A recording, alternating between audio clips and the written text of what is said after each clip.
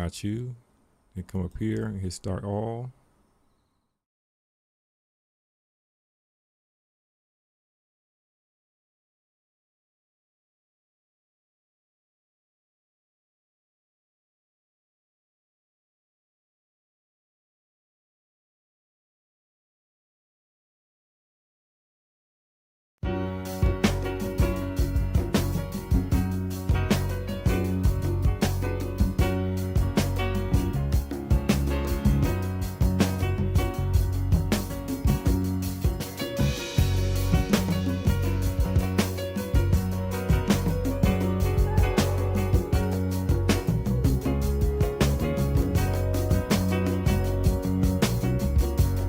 He's a man with a plan, got a counterfeit dollar in his hand.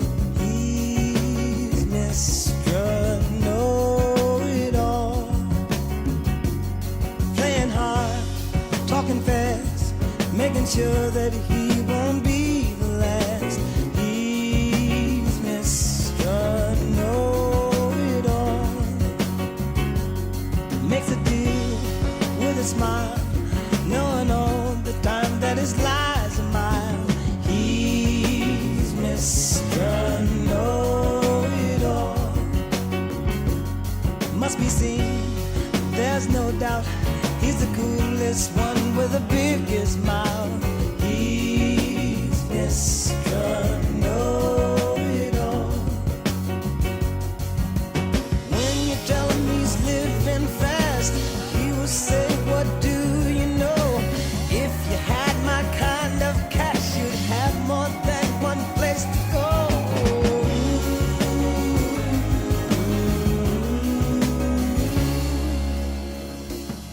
Any place he will play, his only concern is how much you'll pay. He's Mr. Know-It-All. If he shakes on a bed, he's the kind of dude that won't pay his debt. Oh, he's Mr. Know-It-All.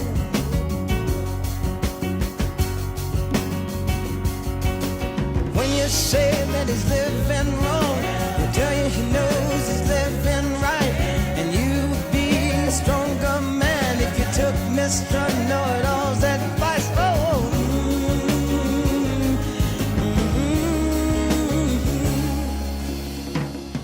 he's the man with the plan, got the counterfeit dollar in his hand. He's Mr. Know-It-All.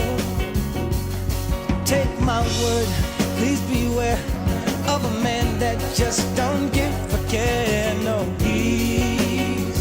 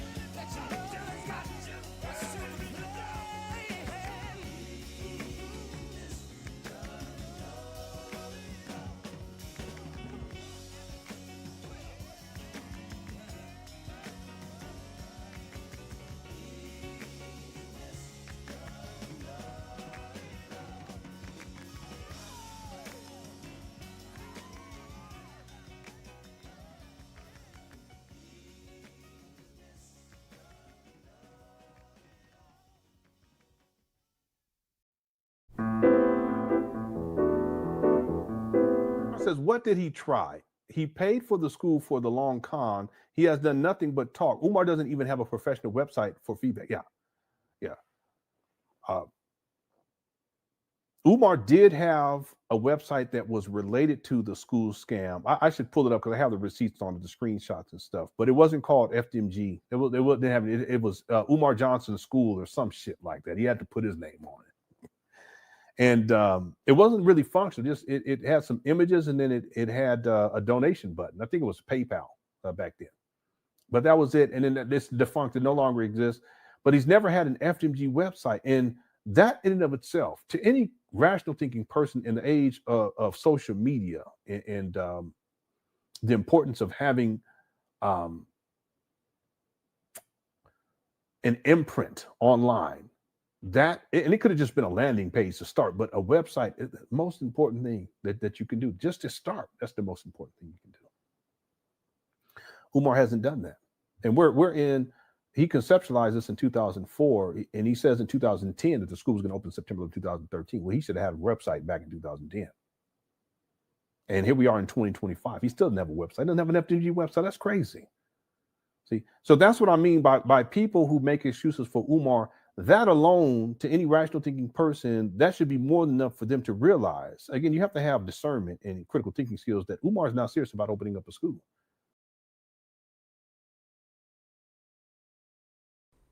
All right. Let's try this out. And so I got this idea to just listen to Lennon's last live. I was actually preparing for a different live stream, and I had Umar or Lennon Honor's show playing, in the background, and I heard him do the website thing again. Now, the website thing, for people who don't know, is when Lennon Honor does this entire little speech he just did about Umar Johnson not having a website. Now, I personally don't care if Umar Johnson has a website, right? But I do care that he's lying about that part. And he's lying about it in a way that clues me into the fact that he may derive some joy from the lie itself. Because it really makes no sense to make that kind of lie. It says, what did he try? It really doesn't make any sense because it's so easily disproved, and there's so much evidence from other live streams where he talked about what he did. FDMGacademy.com was the center of Umar Johnson's online world. That's how he raised all that money. That's how he got all his information out. He had his own website, and the website registration, whoever the company was doing it, they let the registration lapse. And in the between time while it was lapsed, Lennon Honor swooped in and registered the name and pointed it to his own YouTube channel. Now, it's so easy to figure that out, right? Right now, I'm going to go over to the browser and show you what I'm talking about. All right. We're going to go to fdmgacademy.com. fdmgacademy.com. And it immediately changes to Lennon Honor Films because Lennon Honor registered that web address and took away his ability to use that domain. Umar is not internet savvy, but it's not even a matter of whether or not it's fair in their war against each other. But the point is, he just lied directly to his audience about something so simple that it proves that he's a liar and his intent is just to deceive. Because why lie about this at all? There's so many lies that Lennon tells that I just wonder, why even bother with that lie? You could have just skipped it. Because if you're talking to audience members who don't know, who weren't here, then they won't know anything. Why bother with it at all? And so, luckily, somebody registered an archive of Umar Johnson's website on archive.org back before Lennon took it over. And so if we go to archive.org and we go to the Wayback Machine and we type in www.fdmgacademy.com, we're going to find an old registration that shows Lennon Honor's website doing exactly the things that Lennon Honor described the website should do. He had memberships. He had all of his contact information. He had trending topics. He had a full social media presence. His travel schedule, his tour schedule, his social media presence, the number of followers he had in each place, is a complete portal for everything to do with Umar Johnson. That's how he was able to raise all that money for the St. Paul's College thing. And so this is all information that was registered on that day, January 12th, 2018. And Lennon knows this because in his previous content, it was talked about directly. But because he hides his old content, I guess he believes it's gone. There's a Black Parent teleconference detailed with the phone number and the access code. Everything that Lennon Honor just described Umar Johnson would need to prove he was serious, he had. Now, I don't think that a website means you're serious. I think that a website is very easy to do. It just means you put up a website. You know? But the idea that he would just lie to his audience like that, it makes you wonder, like, what's his goal? What's the real goal? Let's listen to that again. Umar says, what did he try? He paid for the school for the long con. He has done nothing but talk. Umar doesn't even have a professional website for feedback. Yeah. Umar did have a website that was related to the school scam. I should pull it up because I have the receipts on it, the screenshots and stuff. But it wasn't called FDMG. It was Umar Johnson School or some shit like that. He had to put his name on it. And it wasn't really functional. Just it had some images, and then it had a donation button. I think it was PayPal back then. But that was it. And then this defunct, it no longer exists. But he's never had an FDMG website. And that in and of itself, to any rational thinking person in the age of social media and the importance of having an imprint online, that, and it could have just been a landing page to start, but a website is the most important thing that you can do just to start. That's the most important thing you can do. Umar hasn't done that. And he conceptualized this in 2004, and he says in 2010 that the school was going to open in September of 2013. Well, he should have had a website back in 2010. And here we are. Now, that's the important thing to me personally, right? Is that to be able to get to a point where you can see that a person is clearly lying and you can take note of how they deliver their lies, what they look like, what they sound like, tone of voice, body language. It gives you a baseline for when they're lying. Lennon Honor lies so smoothly.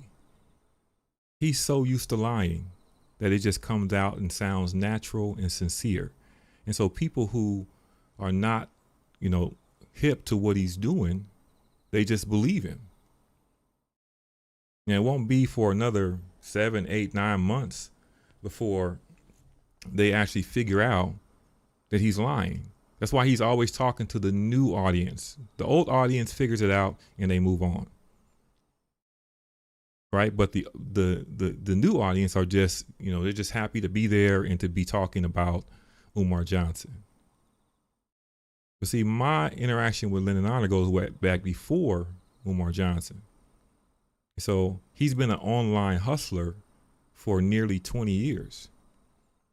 Changing his face, changing his demeanor, changing his topic, but forever the expert. And one of the main things that persists across all these different changes is Lennon Honor's issue when it comes to sexuality. A lot of his content is sex-based. And so I want to take I think there was something else in that last live stream about race real quick. Maybe this person, I'm going to try to do this in an hour. Maybe this person who's talking to him doesn't know that Lennon Honor doesn't consider himself to be black. And he has very strong opinions about people who are the descendants of the enslaved Africans in America, he considers himself different and superior. And it begs the question, why then is he so focused on what happens in Black America? And why does he care about what happens with this hypothetical Black school in Delaware with these hypothetical students? They probably won't open till 2050. I think that Umar Johnson serves as a kind of a proxy for him just to dump his disdain for Black America, period. Because I remember before he found the Umar Johnson topic, he was just as disdainful towards Black people. So I think this, let me see. Have Yeah, you this is- done for the okay. Black African race? Because there's no Black man in this country. There's no Look at Pablo Weaver says, we as Blacks, don't include me. Because if you think like this, I ain't got nothing to do with you. Okay. I ain't got nothing to do with Umar either. So don't, if you want to follow around Umar's skirt and make the excuses for a grown-ass man living in mama closet and scam Black people out of $1.6 million since 2019, you can go ahead and have at it, but don't include me in it. Don't say we as Black. I don't want to hear this we. Now, the interesting thing about that is that to a passerby, that sounds like irrational. That sounds like a pretty good statement. Like, yeah, don't include me in that. You know, that's y'all, right? And you might think that he's talking about Umar Johnson, but he's not. He's talking about Black people, period. Right? I have a saying, you know, when they say a broken clock is right twice a day, I say a broken clock is never right. It's always wrong. It just appears to be right. It's a coincidence if you happen to glance at a broken clock at the right time and you think that it's right. But if you just keep looking at it, you'll discover that it's wrong. Lennon Honor is that broken clock. So it may sound like what he just said overlaps with what you feel. Like, yeah, I don't consider myself to be part of what he's talking about. All that xenophobic talk about blackity, blackity, black. But what is he really talking about is the real question. Is he talking about what you're talking about? Do his words mean what your words mean? Let's take a look back. Let's go back to the year 2013.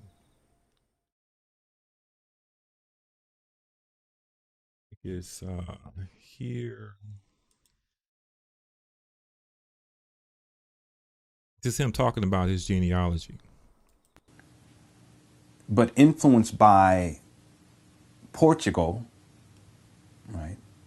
That's why Francisco Pires Andrade is a Portuguese name. And there was a time where the Cape Verdean Island, I don't know if it still may be, but it was under the dominion of Portugal. And then you have this Filipino from Cebu who liked to play guitars and ukuleles. I used to wear the flower shirts and all that. That's why my hairline, I got his hairline and all that kind of stuff. He ends up as an immigrant coming to the U.S. So the reason why I'm saying this is because, was he an immigrant? Yes, I believe so. Yes, yes, I believe so.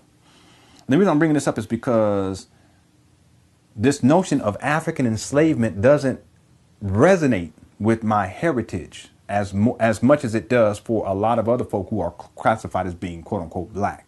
And the reason why is because, see, you'll find this, that quote unquote black people, whatever that means nowadays, who migrate here or who immigrate here to the United States of America, they don't have the same mentality, the same race-based ideology as folk who are the descendants of Africans who live here now in 2013 in the United States of America. Did y'all know that? And that's one of the reasons why a lot of my friends in college were from other countries, because there was already this thing resonating within me, and I recognized that, no, I'm not just a descendant of an African slave, okay? That in point of fact, most of my heritage comes from people who already lived here, meaning Native Americans, I'm gonna get into that in a moment, and people who actually immigrated here and we're not quote unquote brought here as slaves. Your mentality is different when you come from that vantage point. Right. And that's one of his justifications. He never considers himself to be black. Right. But his focus is on black people just as a building block. Right. He always thought of himself. This is way before he even knew who Umar Johnson was. That's 2013. And he would express that same sentiment over and over again. He would go even further and create like a science fiction origin stories for how he became different from the rest of us. We saw the video about him talking to plants and animals. I think he talks about that. I got a clip of him talking about how his DNA is different because he got blood transfusions from strangers, and that's what separates him from the rest of us. So he may sound like he's making a regular statement, but it's deeper than that. Lenin is an interesting person in that he found his niche kind of fooling black audiences into believing that he is somehow a pro-black when he really is anti-black. He always has been anti-black, and he's never had a black audience. Going all the way back, his audience has always been the opposite. It's been the conspiracy theory crowd, and that includes a lot of different kinds of people, but not that many black people. And let me see what else I have here. I want to show a couple other instances of his opinion. Now, I do want to show an introduction to show you how he was in 2013. This is the same guy. This is his intro.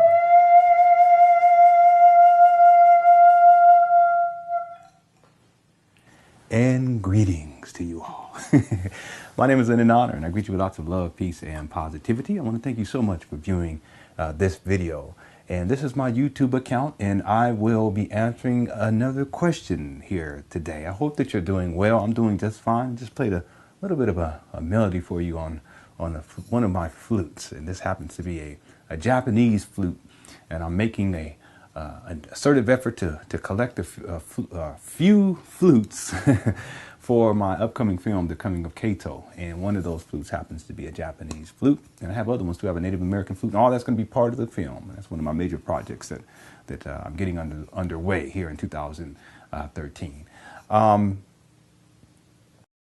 This was during the era when he was establishing himself as a kind of a guru, a spiritual guru. And he had his website and his premium members, his followers way back then. And he was trying to sell that idea of himself as being some other kind of being.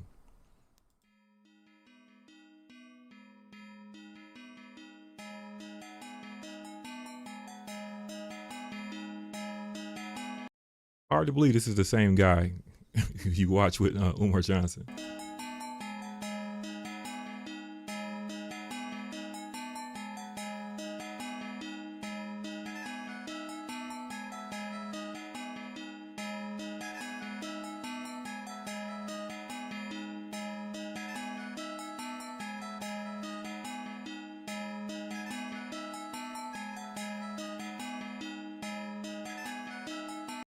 Now that's 2012, right? And he's near his house. His wife is there at home with a bunch of kids, trapped in the house. Don't go to school. Don't go to the doctor. Don't go to the dentist. And he's out in the woods filming himself, playing in the bushes. But he was trying to really show himself to be something. He actually did have his own cult, and his wife was his first member, and his children were kind of captive in that. What he does good now is hiding his family situation, and the result of all the things he did and the choices he took away from his oldest children in particular, and how it's impacting them today. He instead focuses all his energy on Umar Johnson. Umar Johnson is a proxy for everything that he wants to talk about. So 2012, 2013 era, I was actually going to do a longer stream about showing the genesis of the issue between those two, Umar and Lenin, showing the similarities, how their beliefs overlap in so many ways that it's hard to believe that they're not friends. How they're both anti-system, anti-political, anti-state, anti-religious, right? They both don't trust the education system. They both, they both have so many things in common, including today, Umar Johnson has a daughter that's out of control on the streets, diagnosed with a mental health disorder. Lyndon Honor has the same thing, but it's his son, right? Same thing. Except you don't know about that because nobody's out here publicizing his son's information like they're publicizing his daughter's. Well, she's publicizing her own information. They have so much overlap in their viewpoint. They're both conspiracy theorists still. They both have, a set of strange beliefs, non-center, non-standard beliefs. The difference is Lyndon Honor has decided that Umar Johnson is food. He's attached to him like a parasite, and Umar seems to like it. So there's nothing anybody can really say. I guess he likes having an adversary. But the things I wanted to cover in this was the website thing. I think is a major thing, and I wanted to do that. I want to make a video about that to just keep that clear and to show that to the people who he lied to on that live stream.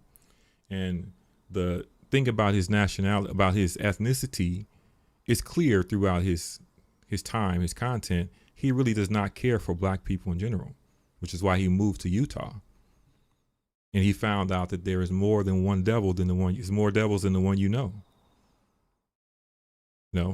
And that just not being around black people was not the answer to his issues. In fact, the idea that being around black people was a problem was actually a fake story. He never had any problem with black people at all, actually. He just used that as his storyline. And when you say things over and over again, you make them true in your own mind. And so he became really convinced that. So he moved to a place that has less than 40,000 black people in the entire state. And he thrust his children who had been in the house for their whole life, unprepared, into a school system where the federal government has investigated multiple districts and released scathing reports about their lack of protection of non-whites and of women. The district where his daughters go to school now, a report was released in the last couple of years about over 100 cases of sexual assault that were mishandled in that school district alone. I've never heard of that many cases of sexual. I'm talking about from student to teacher, student to student and teacher to student. He won't talk about anything related to that though, but he'll send his daughters out into that danger the same way he sent his sons into that danger unprepared. And guess what happened? They got labeled, one of them got labeled ADHD, got labeled autistic, got put on drugs.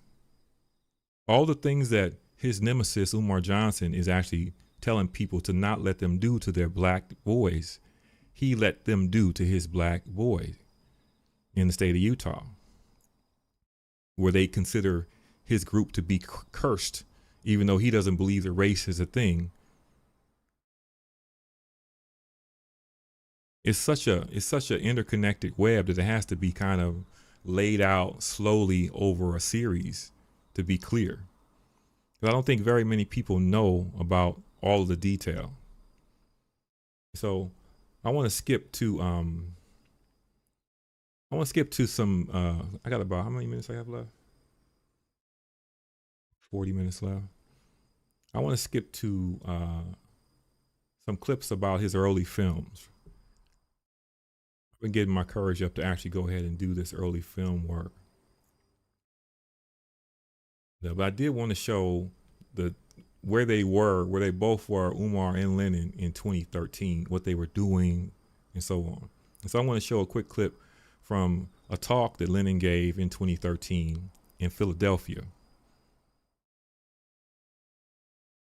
It's from the Free Your Mind conference, which was a conference of really conspiracy theorists. And he was presenting his 9/11 mind control book that he had written. Let's take a look at that. gotta skip this intro. Right there. He did this whole thing with his intro with his kids. Controlling people's minds is fear itself. So it becomes necessary for us to address fear. And in dealing with fear, we begin to free our mind. Is that a good introduction for y'all? Okay. All right.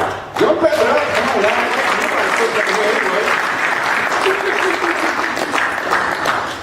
I want to show y'all a picture.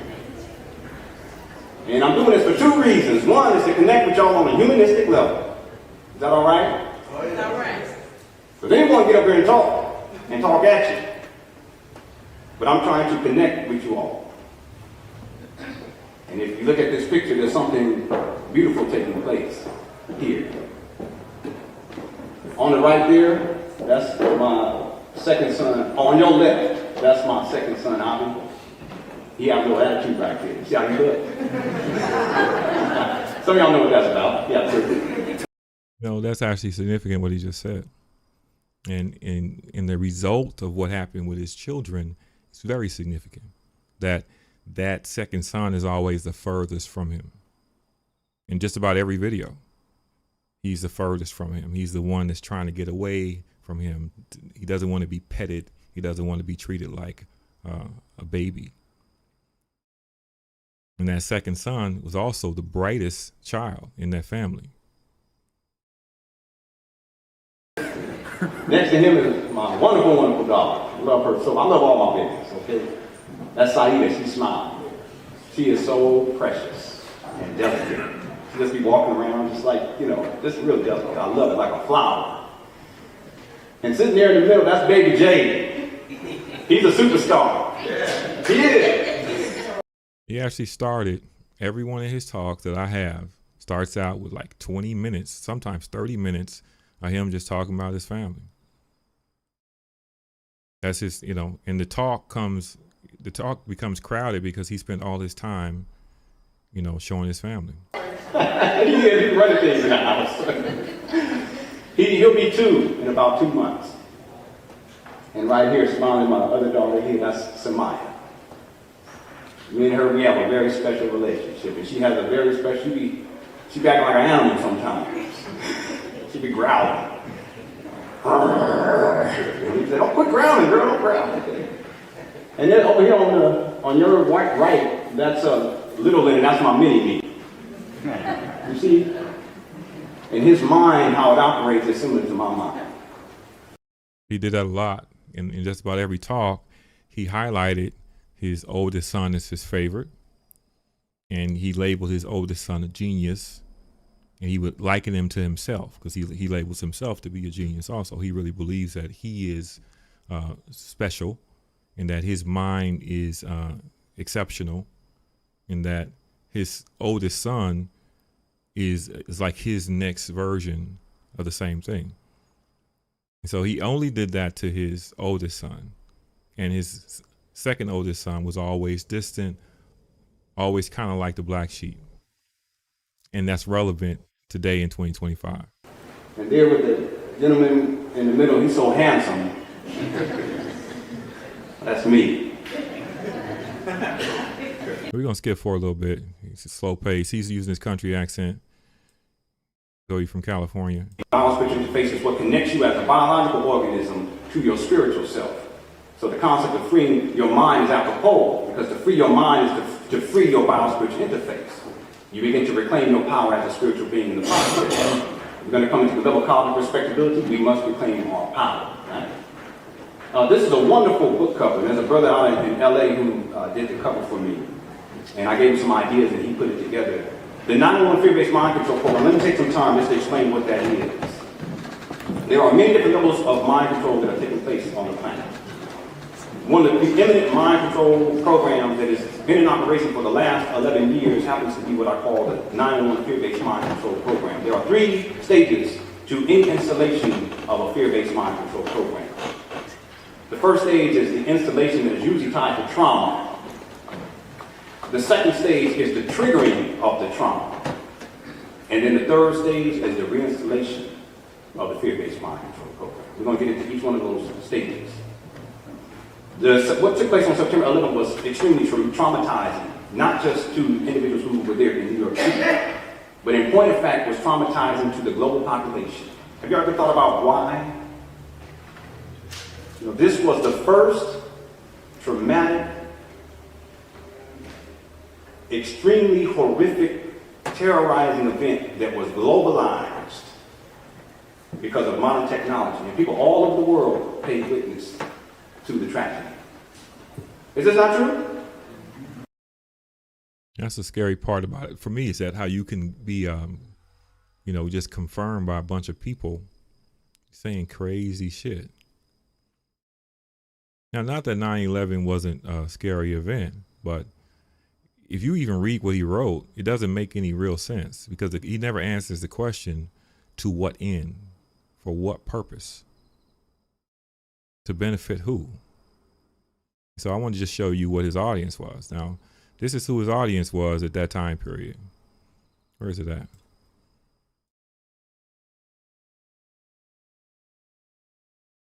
It's going to become relevant later. So this is his audience. His audience was not black people. He was not talking about the concerns of black people. He's talking about a larger context. He's talking about, really this talk given to black people, he would have got immediate feedback. It would have been like a lot of people walking out, and it's funny, but this is some of these people are actually speakers in the same forum, but this is who his core audience for his channel, his website, is people like this. He traveled to England too with the same conference. And so he had a collection of people from all over the country that were non-black, and he was regularly explaining black stuff to them. He always seemed to be explaining something that black people do to them, right? Though he considers himself not to be black. And so at this same time in 2013, Umar Johnson was also talking to audiences. I don't know if people knew that Lenin was also a public speaker, and that he also was doing sort of something similar to what Umar Johnson's doing, that he was an orator. And so if we go back to Umar Johnson around this same time, let me bring up my studio mode here real quick. And we want to see 2013. 2013, what was Umar Johnson doing?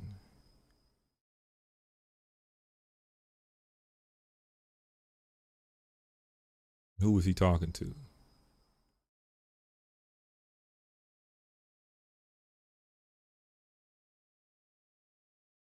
Okay, in 2013. Can't find no work, can't find no job, my friend. Money is tighter than it's ever been. Say, man, I just don't understand. You are either going to swim in regular What Umar education, Johnson was doing in 2013. or you're going to sink in special ed.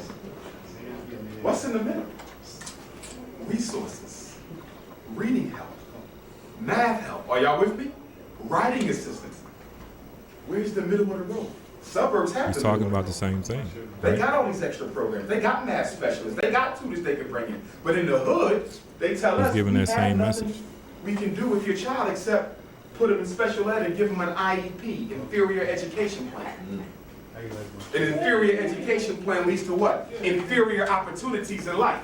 And inferior opportunities in life leads to what? An inferior jail cell. Okay? So what you have to do is redirect the principal's attention to the Title I money. In fact, one of the best things y'all could do in Syracuse, and I said this last time I was here, I don't know if y'all moved on it, is organize the parents, okay? Get a copy of the school budget. You want the itemized budget. You want to see line for line what the local Board of Education in Syracuse, the Syracuse School Board of Education, what are they spending your tax dollars on? It's interesting that whenever I click Umar Johnson link, what he's saying is relevant to Lenin honor. It's like he's talking to Lenin in every clip. Because when you know what happened with Lenin honor, when he took those kids to Utah, then you start to see, oh, the only person fighting for Lenin's kids was Umar Johnson. That Umar Johnson was talking about what Lenin needed to do to save his own child.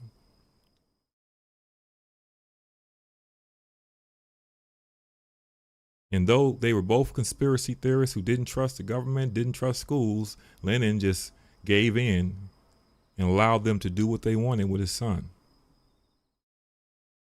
his brightest son. And it's the saddest thing in the world to me. And to hear him every day, you know, up there putting on that same act, pretending like everything is fine, like he's in some superior position because he has a nice apartment. You're paying $2,500 a month, it should be nice. Moving from a place that had 1,200 black people to a place that has 70 doesn't make much sense, especially when it happened after the school year already started. And what that tells me is that he had to move. See, Lenin really, though it may look like he has improved his situation, he's in the same situation he was back in Hemet. He's got a bit more security because his wife also works. But they're still in a rented apartment. They still can be told to leave at any time for any reason, a rent increase or whatever. They still have that same fragility, except now they have 2 to 3 adult children who can't carry their own weight, with no future, that are not in college, that don't have any skills because they kept them locked in the house and dropped them in school too late for them to actually catch up. Who didn't want them to go to college. I think I showed that the last walkthrough I did. He didn't want them in school.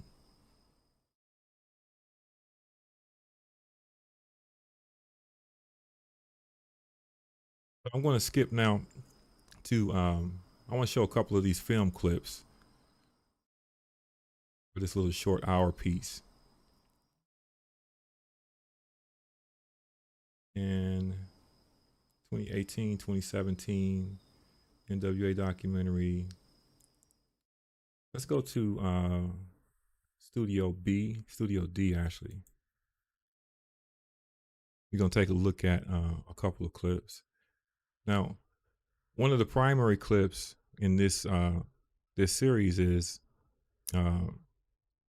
this one here. Matter of fact, let me just show the clips first. So Lennon Honor did a film. He calls these films, I don't call them films. These are like videos he made where he did a voiceover and he made them into, called them films, and he sold them on DVDs. And he sold digital copies of it until he was approached by the copyright owners and told to stop. Then he had to delete all of the videos from his YouTube channels and everything, though he still sells this stuff on his website. And so the film Angels in the Outfield, which was a remake of a black and white film, and it's one of those innocent Hollywood films with Danny Glover playing the mean manager, and I think Scott Baio, not Scott Baio, what's that guy's name? Some very familiar, TV personalities innocent in this film, and the main characters are children, and it's a very, very straight-laced, Disney children popcorn film. There is nothing sinister about it. There's nothing suspicious about it. There's no hidden codes in it. But what Lennon Honor did was take it and completely interpret it in his own way. And his own way means adding sexual connotation to every single scene with children. Every single one. And I'm going to show you an example. And so the example I showed last time was this picture of the anthem, right? This young girl is singing the national anthem, and Lennon, from his film Demons in the Outfield, he says the microphone she holds to her mouth is a symbolic representation of an erect P-word, right? Now, this is his interpretation of this scene in this film. What I wanted to show was how quick this scene flashes across the screen, right? He has the next slide in this movie, he says that this is a symbolic representation of an orgy. her and the people around her, right? Now, the actual clip, we're going to play the clip from the actual film. It's right here. I want you to see how fast this flows across the screen.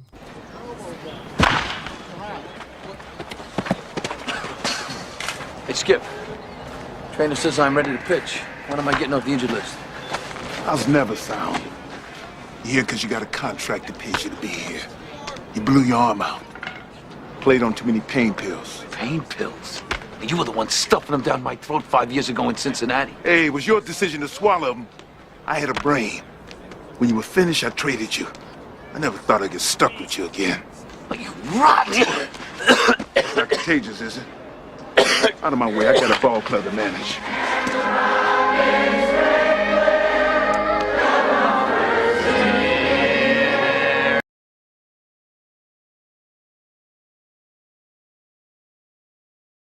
Now, that was it. That's how fast, that's how long that scene was on the screen, and how it's not connected to anything. And the only way you can come to the conclusion that that has something to do with anything sexual is if you have a perverted mind.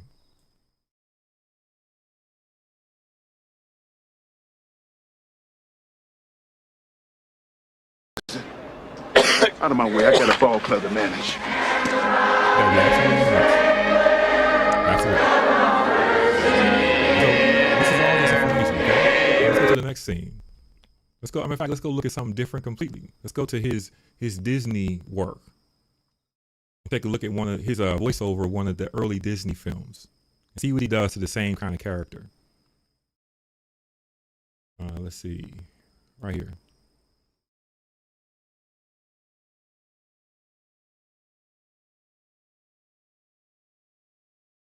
Skip up a little bit.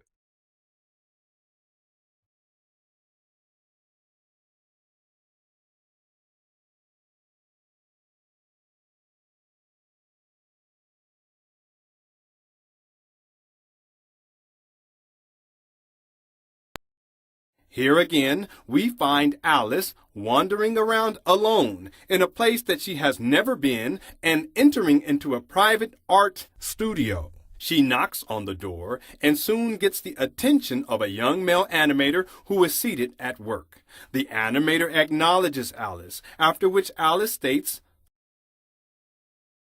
"But wait, did you notice Alice's body language after she states, 'I would like to watch you draw some funnies'?" Let us watch again. Now in slow motion. Pretty weirdo. Alice rubs herself in her crotch area and with a smiling face projects a flirtatious disposition towards the adult male animator. Complete weirdo. Now, he did this. Listen, this series went on to I think it was 19 or 20 parts. He went through every cartoon. He went through everything he can find and created sexual connotations for everything. It's safe to say that Lennon Honor associates sex with children. Now look, that's just looking at his work. Let's take a look at this other one here from Angels in Outfield. There's another one. This one right here. This one right here is the one that really tripped me out.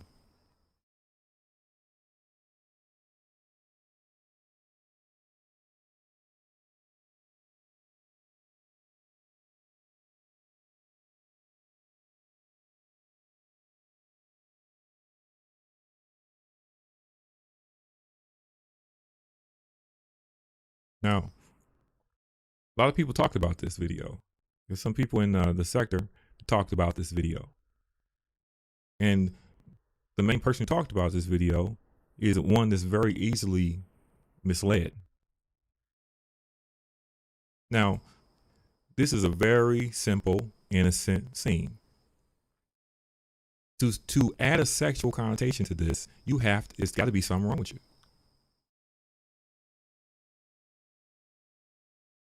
Now, he's calling these subliminals.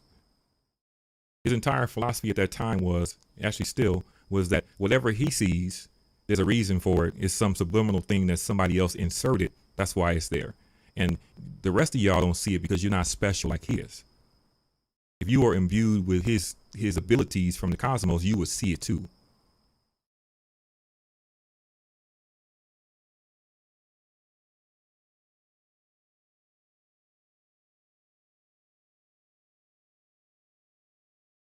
Now, who was thinking that?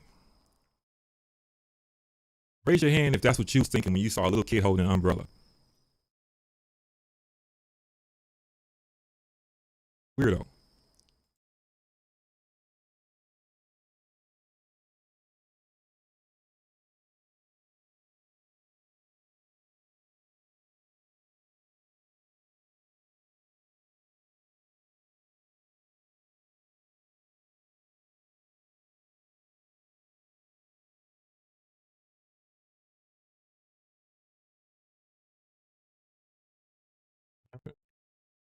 What happened with that? Let me get this back to where it was. Back to here, I believe. I got this noise thing to take the music out of this. I don't want to hear the music.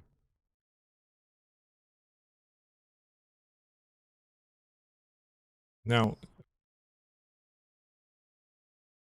that's Lennon Honor.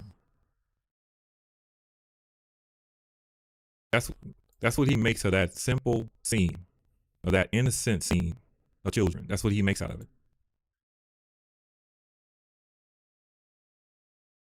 That is a perverted mind. And I'm telling you, it takes somebody special to be able to do that to children, to their imagery, to the point where he actually made product and sold it. And maybe the people he was selling it to had the same kind of mind as him.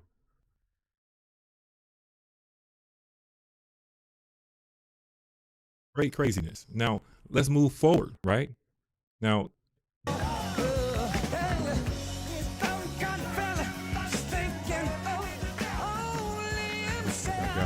one back, both back. Let's see where we were.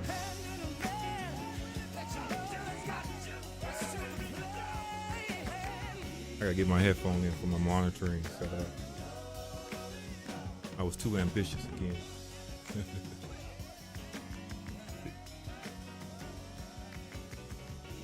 Well, I'm gonna start back at we just do the park again while I get my monitoring set up here. I'll go back to the park.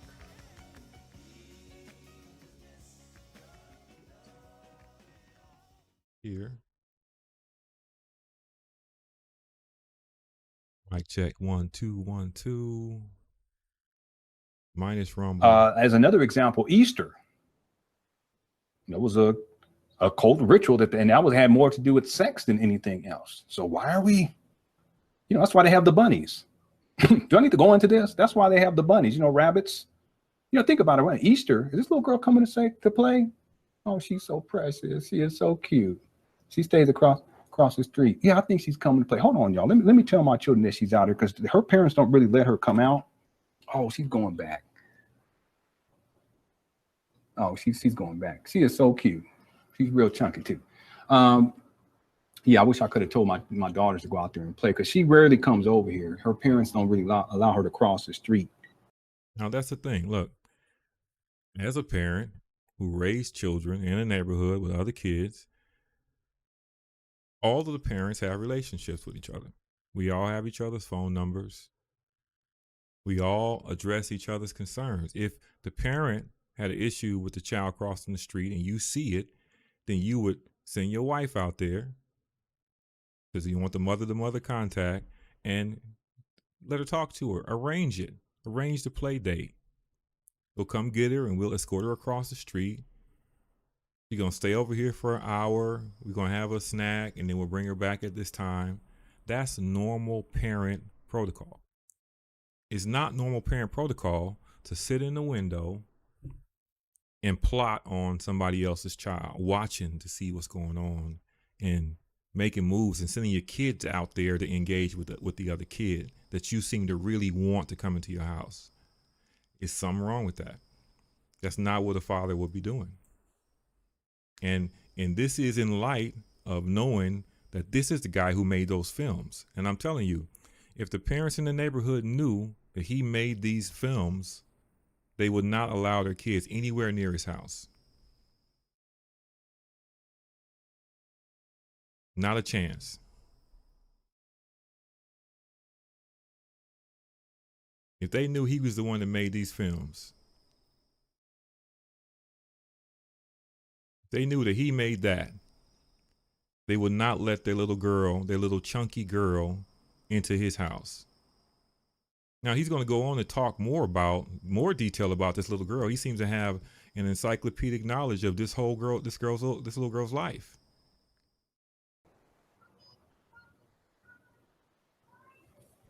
Yeah, she's asking her mommy if she wants it or not. Hold on, y'all. I got to do this. This is part of, family. Now, when I saw it, I thought he was kidding up to go tell his wife, hey, what's her name? The mom, go talk to the mom or whatever. But no, he's going to talk to the kids. Baby, the little girl's outside and she's yeah. I beeped her name out just because. Yeah, was outside. And this was years ago. Yeah, I'm sorry, everyone, but it's important. We a lot of the children in the neighborhood, they like coming over here, and that little girl, she doesn't come over here that often, and she is. That's just weird that he's keeping track of all of the individual kids and all of this detail, and that he doesn't go engage parent to parent to deal with the parental concern. And he instead sends his daughter to go to engage with the girl to get her to bring her in the house. There's something wrong with that. Yeah, she's so cute. She is so cute. Yeah, so my oldest daughter is out there. Now my other daughter's out there too. See, that's what I'm saying. I had to stop because otherwise she would have went back across the street and they wouldn't have the opportunity to play with her. And she's real sweet. She's real sweet. I don't even think she's in school yet because the other day her father or grandfather was cutting the lawn and she was following him. And he was like, "Don't follow me." So he's listening from the window to everything going on in this little girl's life. He was all mean, your sister is at school right now. I can't such and such. And he was kind of mean about it, So that's why I wanted to make sure that my daughters went out there to play with her. Okay, so I was talking about He's talking about sex. Easter. Like, why is that a Christian holiday? I mean, why would they? And why the bunnies? What does that have to do with Christ? Well, the thing is that Easter it's going back. It's a fertility ritual, and that's why they use bunnies and rabbits, because bunnies and rabbits they're very sexually active. They're prolific, and not only are they very sexually active, but they have a lot of baby bunnies.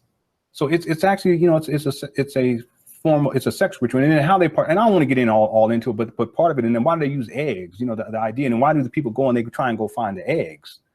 Like, what is all that about? If you really think about it, well, part of it is, from my research, was that part of the ritualistic practice was that women who are symbolic of the egg, right, because they have eggs in their body, they would go out into, out into the forest, and they would be naked and they would hide. And then the men who would participate in this particular ritual, it's a fertility rite. Okay, so it's all about having sex. They would go and try to find them, just like people go and try to find these eggs. And if they caught them, if they found them, they would have sex with them. So now that's a story he told often, right? And I've heard that story. I heard about the fertility rite and everything, but he often told that story across his content, and he segues between children and then the Easter sex ritual, right? And it's relevant in this case because in the very next clip, we're going to go look at him on Easter at a park, right, without his kids. So let's go to the park.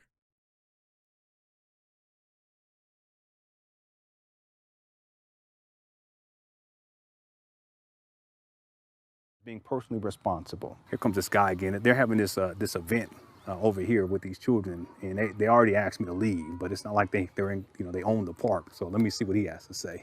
Well, what he's saying is he's been asked to leave the park, right? This is what he said, right? And, they don't own the park, so they can't make me leave, right? This is what he's saying, okay?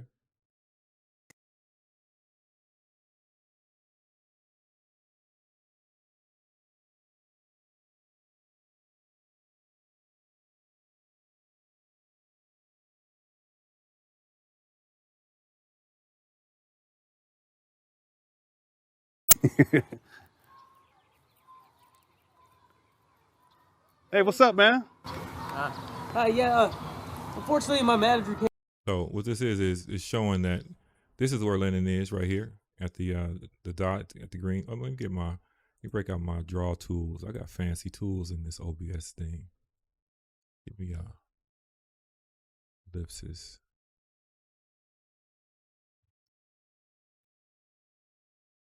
So he is here, and the man from the office traveled here, and it's about 120 yards to tell him to put his equipment away for the second or third time.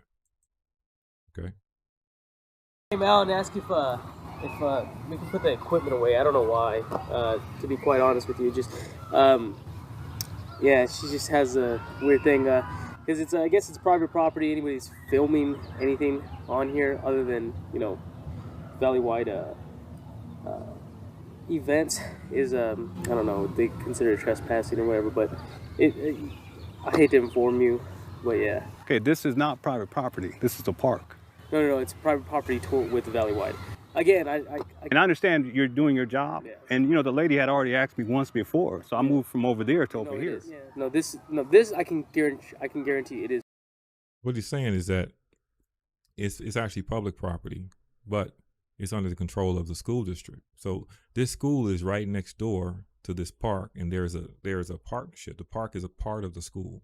They coordinate together, and so this is during the school day. The kids are coming over from the school to do an activity in the park. He's in the park filming. They ask him, "Hey, can you please put your camera away because the kids are coming over?" He refuses initially to move, and then he finally moves, but he keeps his camera equipment out. He's not live. He's filming videos. He's not live streaming. Private property. A public park is private property. Yeah. You see the contradiction? It's weird. So he is avoiding the crux of the concern. He's making it about the words, when really what they're saying is we can't have an adult that's not attached to these children here with video equipment while the kids do their activities. Now, Lennon Honor's own house is about half a mile from here, and his kids are there. He could have brought his kids to the park, and he would have had a case, but he's in the park alone.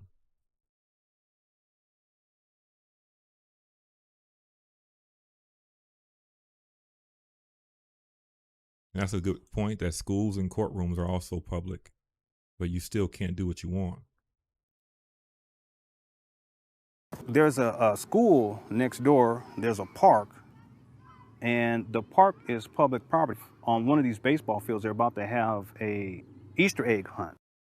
And that's the connection to Easter.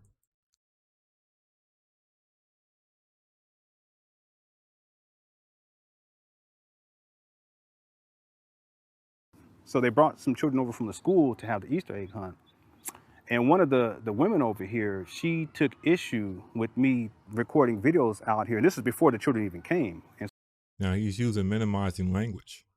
He's minimizing where he was. He's minimizing what her position is. She's the boss there. It's not just a woman in the park. She's responsible for the park. So what I told her, she said, she said, I can't have you over here with the camera with the children coming over. And it was interesting, the words that she used, like, I can't have you, as if she's an authority that she can dictate, whether or not someone can have a camera or not, or where they sit inside of a park, which is public property. Yes, ma'am. They're having a big event here, so all these kids are coming, so I can't have the video camera out. Okay, what time does it start? They should be here in the next 10 minutes. Okay, I'll finish up before then. Okay. Yeah. Mm-hmm. Thank you. Yeah, no problem.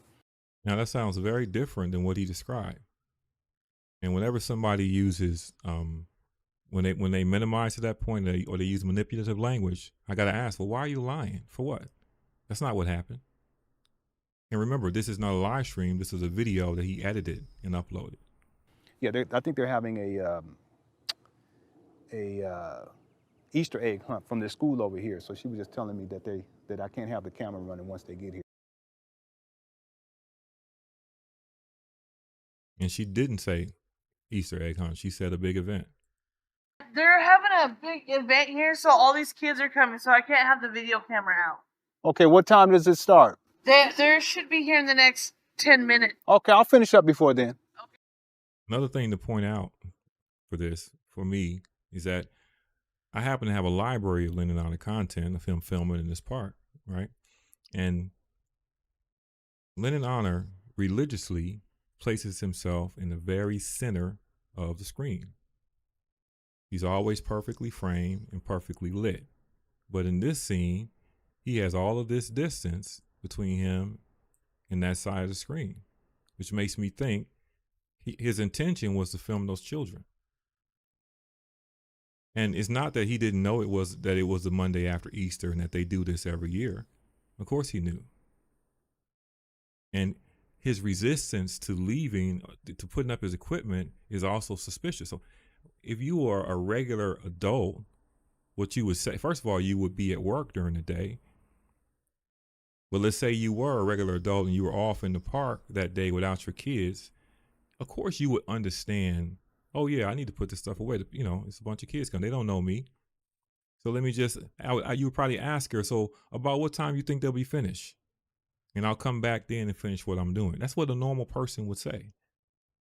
They wouldn't fight to stay there, especially when the content he was creating had nothing to do with the park. It could have been filmed anywhere. Yeah. Mm-hmm. Yeah, no problem.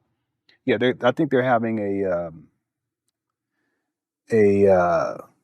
Easter egg hunt from this school over here.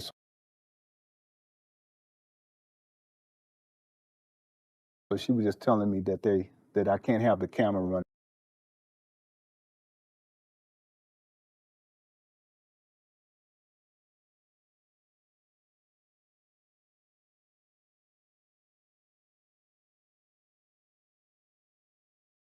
This guy, he's sitting across the street, and my children are playing in the yard. And, you know, I said, and he's sitting there for a while. And I'm like, okay, well, I can go over there and talk with him a little bit. I wasn't rude. I was very respectful. I walked over, I opened up the gate. I walked over and I said, hey, excuse me, you need any help? And he said, no, I don't need any help. Thank you. But thank you. And I said, oh, okay, well, you're not a pedophile, are you?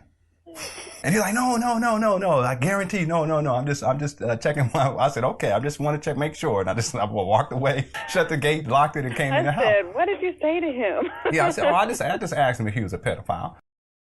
No, I mean, really think about that. I mean, that is, and I was respectful about it. It wasn't like I was blowing things out of proportion. I wanted to know whether or not he was there because he was checking out my children.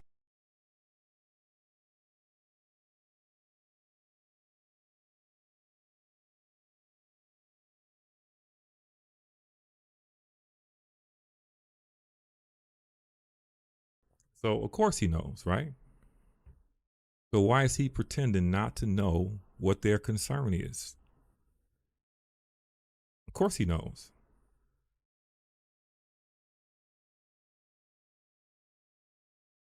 But we shouldn't assume that just because there's someone sitting over here in the park and he's African American, that somehow you have the authority to tell him what he needs to do.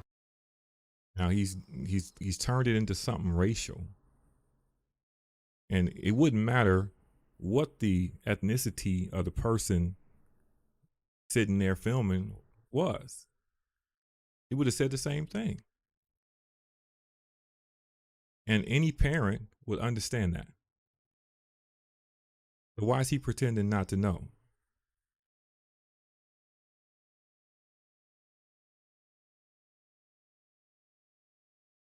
They never came back. I found that to be very interesting. Very interesting. In fact, the children now, they're over there in that area where I was at, and they're this is about an hour and a half after she initially told me to move. They're over there getting their Easter egg. Now that's crazy that he's still there, still filming. Over an hour later, smiling creepily out at the kids, talking about Easter eggs, as if he is somehow, like he cares about Easter in some way. It's all creepy to me.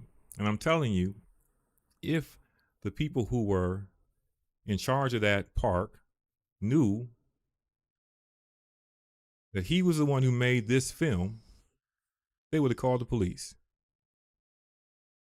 They would have called the police and asked to have him escorted out. They would have banned him from that park. Because there's no explanation as to why all of his content sexualizes children.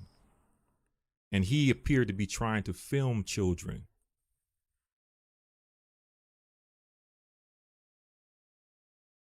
He has to answer for this still.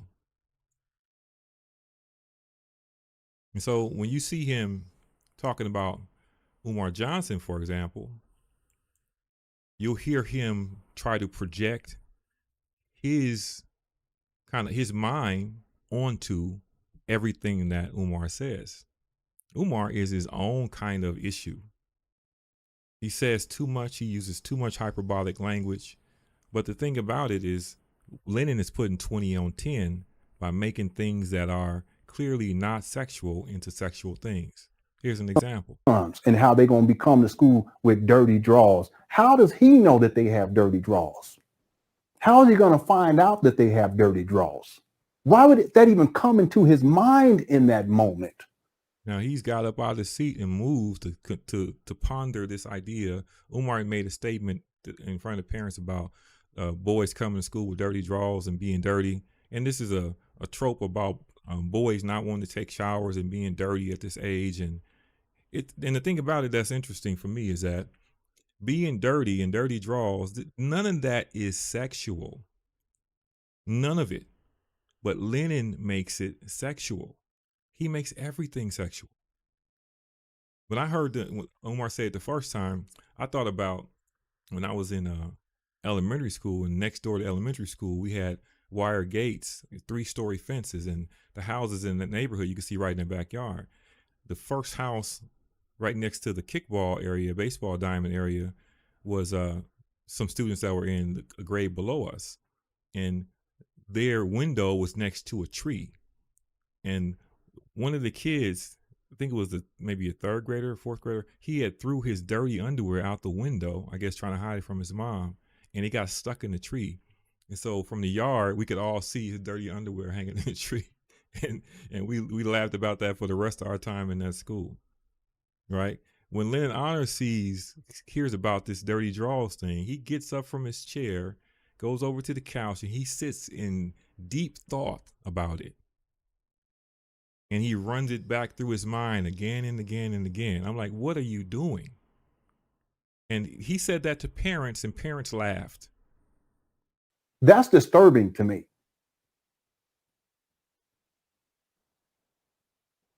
That's the mind of a pedophile.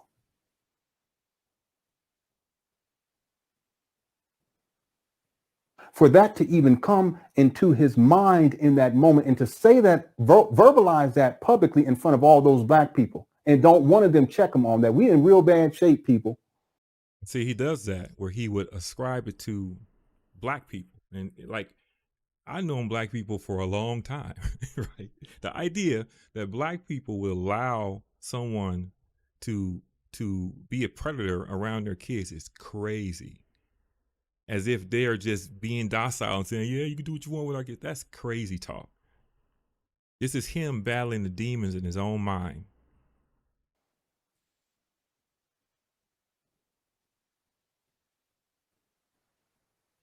Who looks like a weirdo?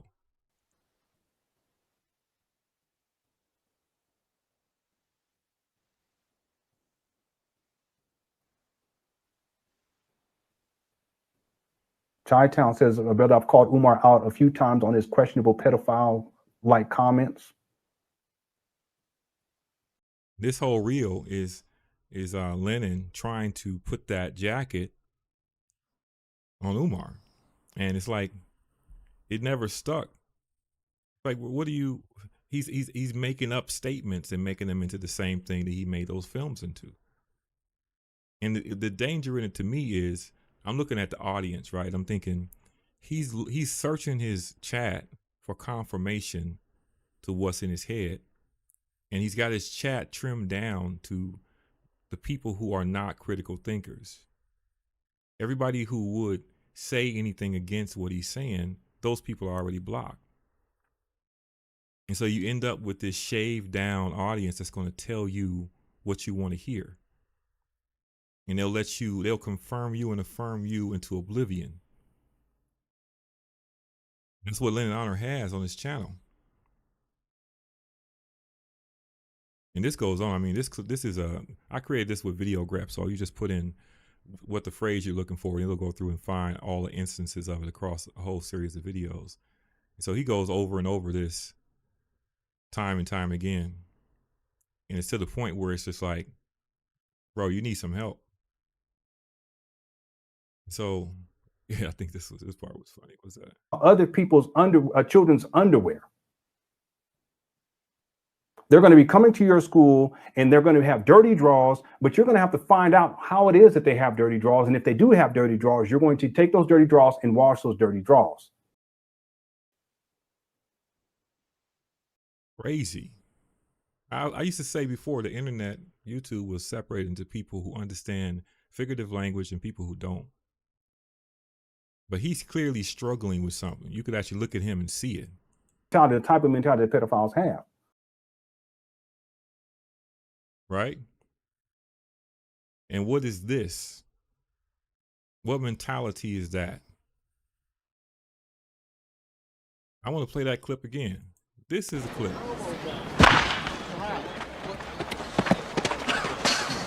Hey, Skip.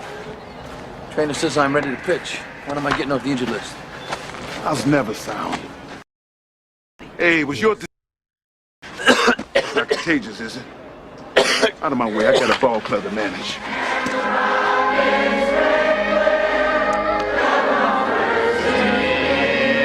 That's the clip.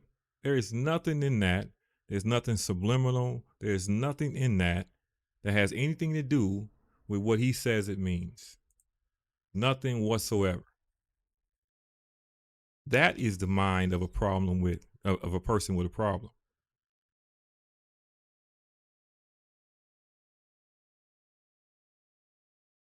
And he goes on. I mean, there's so many videos. There's so much content that is actually sickening of him just doing the same thing.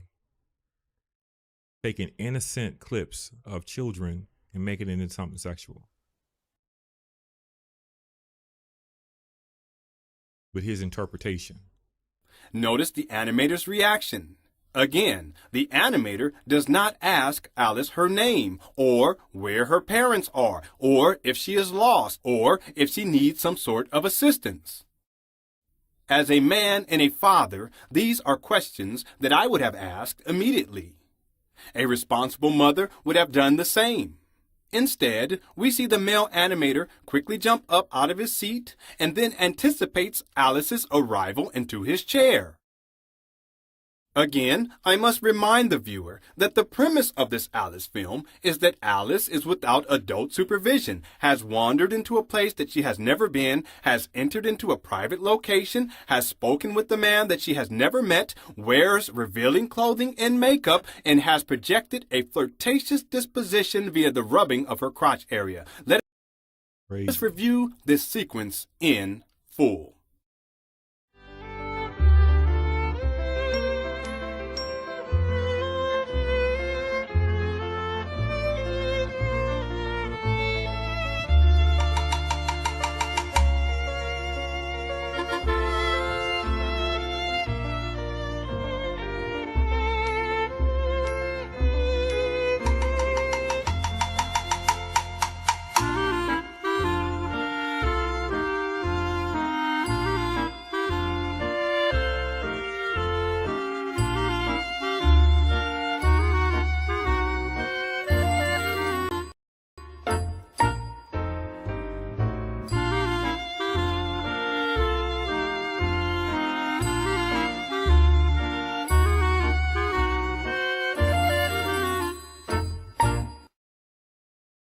Alice is now seated and begins to watch a cartoon that the animator presumably created. But did you notice something strange? While viewing the film, the animator repeatedly touches Alice on the shoulders, at times crouching closer to her. Alice, who is fixated on the animated film before her, appears to be oblivious to the touch of the pedophile.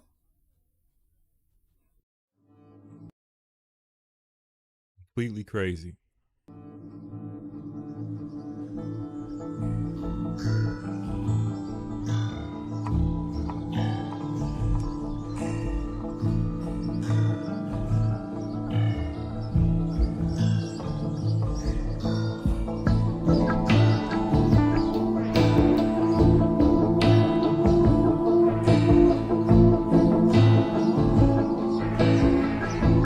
I can't watch too much of Lennon, and that's the thing.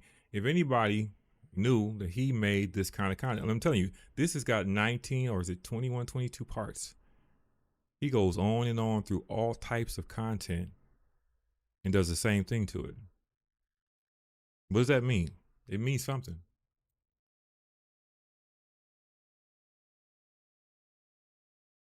So the content about the girl in his house is interesting. What I like about that last part is that there's a clip that I added to the end of that where he explains about what he's talking about Disney does, but Disney it's not present in what he was showing us. Where's it at? 2013.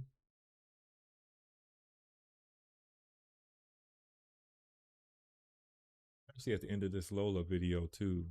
I'll just go to that one instead. Here it is right here. So this is what he says. So magic, that's why the magic of Disney has to access the subconscious mind. See, Disney is a profoundly, it's a mind control institution. It's extreme. Y'all check out my documentary, The Early Works of Walt Disney, The Foundations of a Pedophilic Institution. I go back to the initial Alice films, and it is so rife with pedophilia and sexual connotations that you will be absolutely floored. Now, we were just watching that, and I was not floored. I was only floored by his description. You will be floored. So in and of itself, it was about manipulating people into accepting pedophilia. So when you use words like imagine and believe and magic, you're accessing the subconscious mind, and then you can embed subliminal messages and programming that will impact people's behavior patterns that to where now they may even consider participating in pedophilia. That's how deep this goes. You know, that's the interesting part, because the only person's mind he has access to is his own. And he's saying that watching Disney stuff makes him almost want to participate. He's talking about his own mind and his own affliction. And he's built up an entire model and written books about subliminal messaging to try to escape from the fact that this is in his own mind. When he covered it in this conspiracy theory series, one of his longtime followers pointed out, he said, wouldn't that speak, seeing the subliminal, wouldn't that speak to the heart and the mind of the person that sees it? And he didn't have a good answer for her for that. Because really, nobody sees what he sees. And that whole idea, that description that he gave is telling. So magic, that's why the magic of Disney has to access the subconscious mind. See, Disney is a profoundly, it's a mind control institution. It's extreme. Y'all check out my documentary, The Early Works of Walt Disney, The Foundations of a Pedophilic Institution. I go back to the initial Alice films, and it is so rife with pedophilia and sexual connotations that you will be absolutely floored. You will be floored. So in and of itself, it was about manipulating people into accepting pedophilia. So when you use words like imagine and believe and magic, you're accessing the subconscious mind, and then you can embed subliminal messages and programming that will impact people's behavior patterns that to where now they may even consider participating in pedophilia. That's how deep this goes. Enough of that. It's making my stomach turn. So I want to go back to what I started with, because I think this new live stream, that first part got cut out. And the initial lie that got me caught up in this live stream is the website lie. And do I want to go back to that? We did the ethnicity thing. We did the oh, this is a good one. There's something that Lennon Honor often says about the difference between him and Umar Johnson. And I have a series about him and Umar Johnson coming up, showing the similarities. And one of the things he says is that I'm not trying to save black boys. I'm just, taking care of my kids, right? And to the people who don't know Lenin, they don't recognize that Lenin and Umar had an overlapping mission at one point. It's just that Umar was more successful than Lenin. And that's when Lenin started to wholesale hate on anybody that was doing better than him.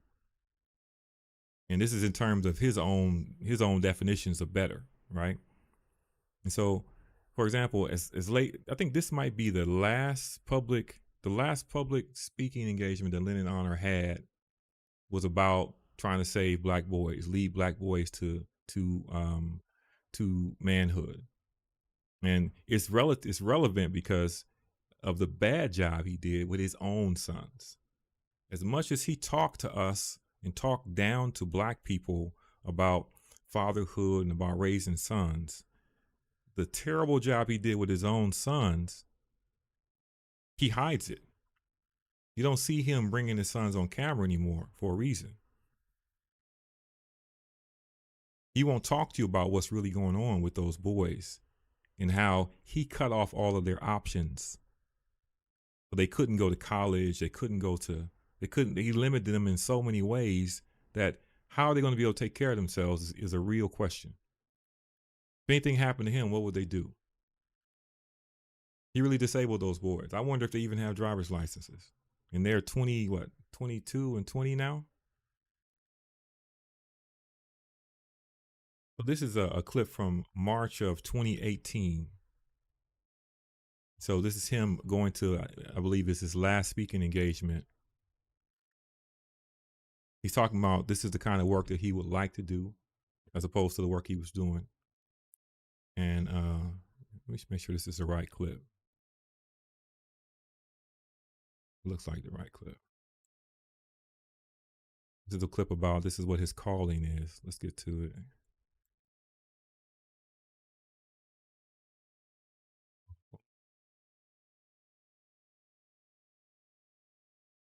I wanted to get on here and just share that with you. I'll be in Sacramento giving that talk today. I was in Phoenix last week. The other thing I want to say too is this is a type of work that I want to be doing. This is the type of work that I went to bed. I think I got like 4.5 hours of sleep, but I got up and I was like, look, let's go. Jumped in the shower. I shaved. I said, I feel good. Like, yeah, this is it, and I'm hoping that I reach at least one young man, maybe a boy who was in attendance, and to inspire him to take action, to get on this path of manhood, and hopefully he'll get on that path sooner than I mean, we're all on that path, you young men, old men, we're all on that path, but I know that it would have been a lot easier for me, especially at this point in my life, if I had gotten on that path sooner, or at least had a conscious awareness of the path, and make sure that I was doing specific things, very specific things. Oh, my wife said today is our anniversary. Oh, my goodness. Happy anniversary, baby. March 17th. Okay, all right, 17 years. Well, this is cool. I mean, I wish I was there with you, of course, but I think this is good because, this is the kind of work that I would like to be doing. Of course, I have my full-time job, and Monday through Friday, and it's draining. It takes a lot of time. I'm unable to do a lot of the other things that I've done in the past, including doing like a lot of online videos and stuff like that. But hey, and let me put that in context real quick. The full-time job he's talking about, this is March of 2018. He started that full-time job, I believe, in October of 2017. So he ain't been working for a long time. And he's already, his money that he begged for to move out there ran out, and he's got to go to work. And so March of 2018, he's flying around. He had just flew to Phoenix earlier in the month for a talk at the Free Your Mind conference about nonsense again. And now he's going to Sacramento, back to California, where he moved from, to give a talk about being a man, right? But he's only been working for a few months. It's necessary for my family right now. But maybe that this is a positive encouragement for me that. I want to just take a moment to reflect on how ridiculous a statement that is. I'm working there because it's necessary for my family. Right? Everybody working, every family has people working to support the family. What is he talking about? Well, this is cool. I mean, I wish I was there with you, of course, but I think this is good because, this is the kind of work that I would like to be doing. Of course, I have my full-time job, and Monday through Friday, and it's draining. It takes a lot of time. I'm not unable to do a lot of the other things that I've done in the past, including doing like a lot of online videos and stuff like that. But it's necessary for my family right now. But maybe that this is a positive encouragement for me that here on our anniversary, I'll be doing the type of work that is really my calling.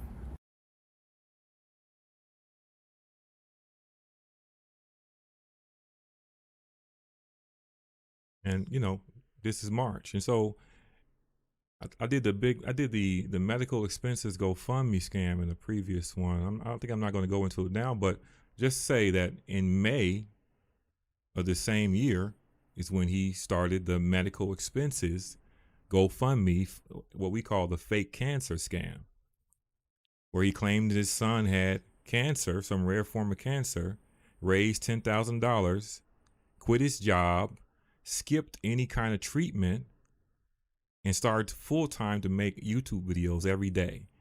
And for about 3 months, he made videos, and then he went back to work at the same company in a different location. And that took him up through, I think it was September of 2018.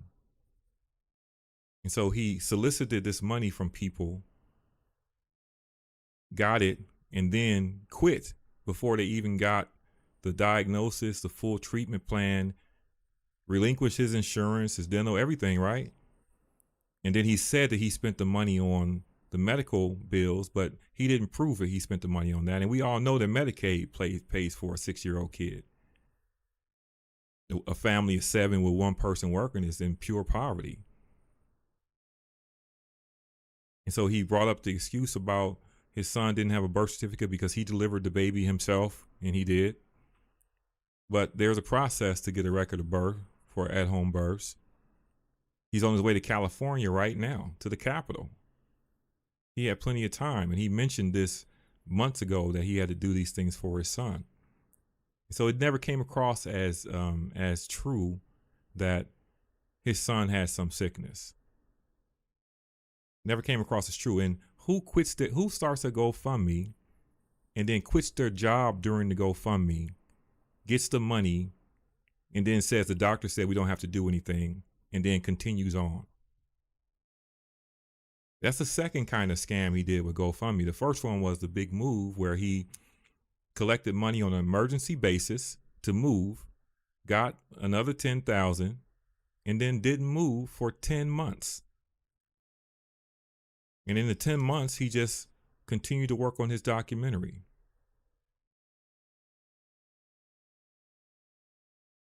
I think this is it's like watching Lennon descend into hell in a way, because he really was a more innocent kind of guy before.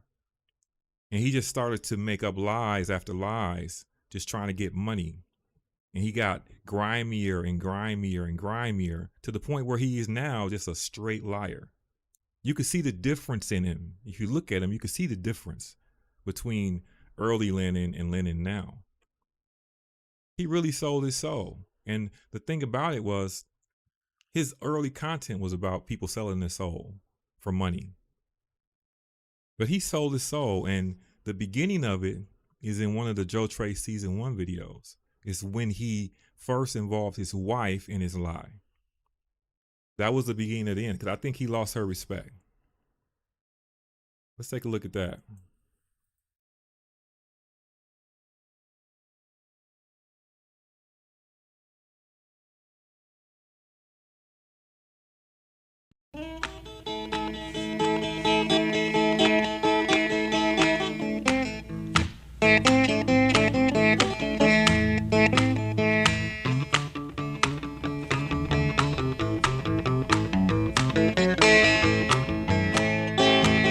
Greetings, YouTube. I want to greet you with lots of love, peace, and positivity. Lennon here. This is a very quick update video, 2 minutes or less. I'm outside, so excuse the traffic. Excuse my appearance. I've been very, very busy in the yard over the last 4 or 5 days. We had a situation that took place here where someone had gotten pulled over in front of the house and they had some drug paraphernalia in their car, and they actually threw it into our yard so they wouldn't get caught with it, and they actually left a note. And the note says, "Sorry, I got pulled over by cops in front. Before cop pulled up, I threw my syringe needle in yard. I know you have kids." And then it says, "Sorry," again over here in the corner. So it's a really kind gesture. Some people would say that was wrong with them. Yeah, it was wrong with them for throwing it in there. But I understand the situation. And at the end of the day, they left a note.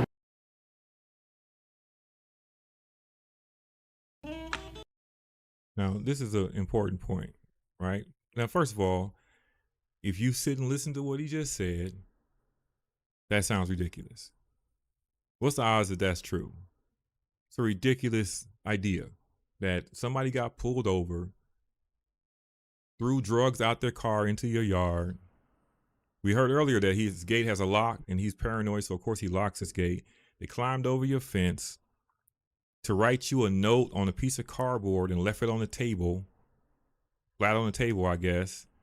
And your wife came out and found the note and didn't think it was scribbling from some kids and decided to read it and took it into you when you were sleeping and said, "Hey, what's this? This is unbelievable." And they just threw the drug syringe and then left it. They don't know where they threw it and if they left it. And the idea that a syringe is illegal is also creepy. Really? Nobody believes that story. And in fact, this was the first video I saw where I realized that Lennon was a hustler. I didn't know before this. I really didn't know. When I saw this story, I'm like, you gotta be kidding me. So they got pulled over. And then the police, I guess when they left, the police, I'm sure the police didn't leave first. They pulled off. Police was probably still doing what they were doing. And then they came back around to your house and jumped over your gate just to give you a note not to retrieve their drug paraphernalia. That doesn't make any sense. And nobody believed it because, look, it wasn't one of those things where it mattered if you believed it. It's like, okay, he's telling a lie, you know? But then we're going to listen to him tell the same exact story 4 days later. The frame that was in, I need to explain it.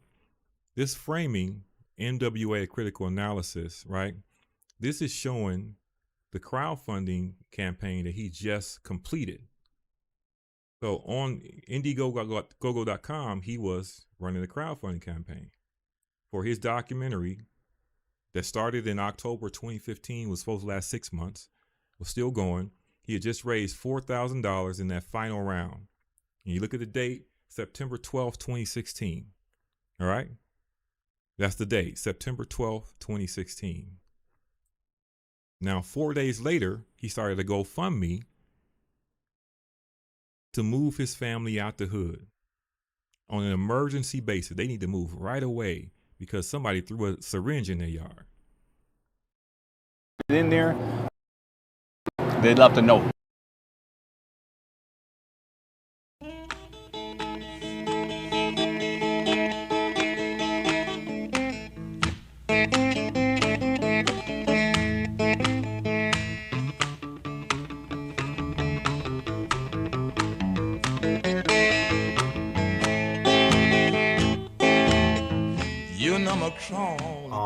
And then what was that, about a week and a half ago?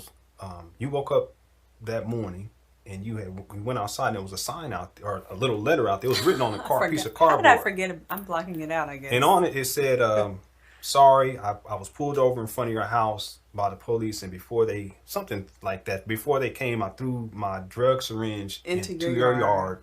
I know you have children. Sorry." Okay. So I brought the sign to, because at first I was like, what is this? Mm-hmm. She looked in her yard and she saw a piece of cardboard on the table, and she went to investigate, right? And she found it and saw writing and said, "What is this? Let me take this to my husband." That don't make no sense. And then I brought the sign. You were asleep. I woke you up and I said, look, there's this And sign. I was like, oh, here we go. And so we went outside, and then you said, you guys shouldn't be outside. Yeah, so that so was they what, wanna come 4 inside? days of not being able to Yeah, so even go over the next outside. 4 days, I went inch by inch trying to find. We've done a whole lot to help, and yet we still have to deal with this type of madness. It really doesn't make any sense. And so I spent 4 days, and remember it was like 100 degrees. We had to basically tear down our garden, right? I want you to pay attention to something, right? He spent 4 days. But when you look at him, right here, that's the microphone for the live stream. That's the lavalier mic right there on his waist. So at the time he's doing this live stream is when he's doing this actual work. And why would you need to cut out with shears to cut out your garden because someone said they threw a syringe in your yard?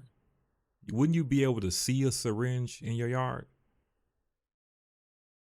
Would it be in the roots of your garden? That doesn't make any sense. His lies are so ridiculous. Right, and clear everything out of there. And we went inch by inch. And I know his wife had to be upset that he cut out all of their garden just for this lie. I wasn't going to have a yard.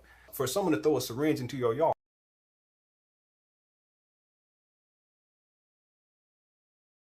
I'll show you that microphone Right, again. and clear everything out of there. And we went inch by inch because I wasn't going to have a yard. Now, why does he have on the microphone if he's cleaning the yard? why is the lavalier mic on him? If the complete for someone to throw a syringe into your yard. Now, does this even look like the same Lennon Honor as now? They know they're lying. Look at their face. I've never heard of anything like that happening. Stop the cap.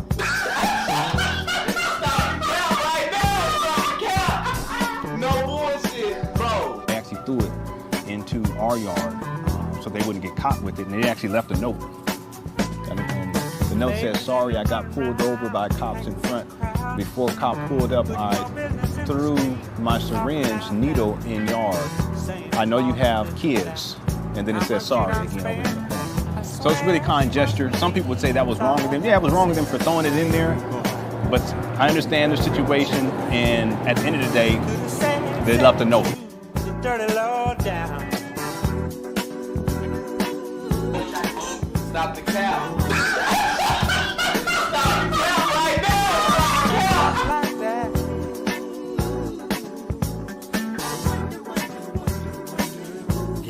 Big idea.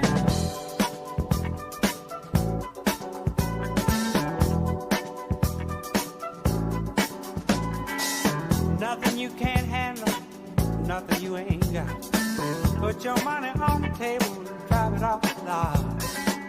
Turn on that old love light, turn it maybe to a yes. Same old school. And then it says, sorry, again. So it's a really kind gesture. Some people would say that was wrong with them. Yeah, it was wrong with them for throwing it in there. But I understand the situation, and at the end of the day, they left a note. Okay? And so because they left a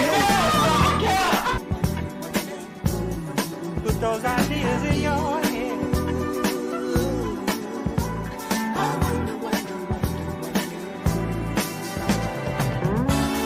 That was the part that got me, was that, it looks like I put a lot of work into this, but really not so much. It's just everything lines up.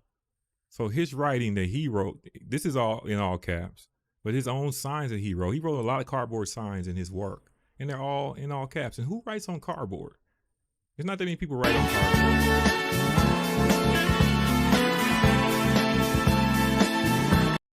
And I think the thing that triggered it for me was when I saw this scene later.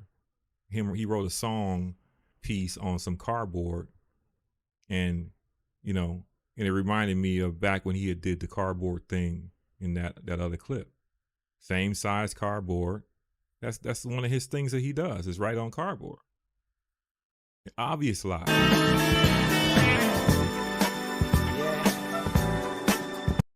Now, I didn't go into the detail and show the listing. See, this video was really a longer, serious one. but I was irritating myself with the amount of detail, so I just cut it and made it funny instead. But the real estate listing shows the date that they took the pictures. It all kind of lines up. He has video content he released on that day. It shows his family in the house filming the episode of The Big Move. The date on the video of them filming The Big Move, the kids are wearing the same clothes that they're wearing on the real estate photos. The real estate photo guy didn't even bother to tell the kids to move out the way when he's taking pictures. So he got pictures of the actual kids outside the house. Inside the house photos has the furniture and everything still in there. Room's not even cleaned up yet. It was really kind of thrown together. But it's clear that the property owner was selling the property, listing it for sale. Lynn in panic. He thought that they're gonna make him move out or something or raise his rent. And he made this emergency GoFundMe to move. And once he realized that he wouldn't have to move, that he was being sold to, that the person buying it would want to keep the person that's giving them money. They want to keep the renter, right? He was able to relax a bit, and he used that money instead to finish his NWA documentary because he ran out of money. That last $4,000 wasn't enough to finish that documentary. I don't even call it a documentary, but that hip hop documentary that had no hip hop in it, and no wonder it failed. How can you do a hip hop documentary with not a single rap song in it? Doesn't make any sense. I need to do a review of that.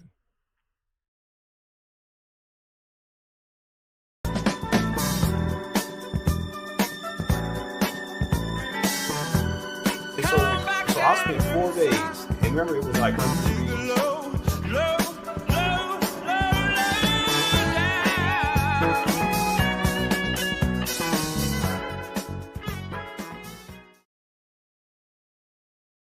I think that was my favorite video. The last one I did was too serious.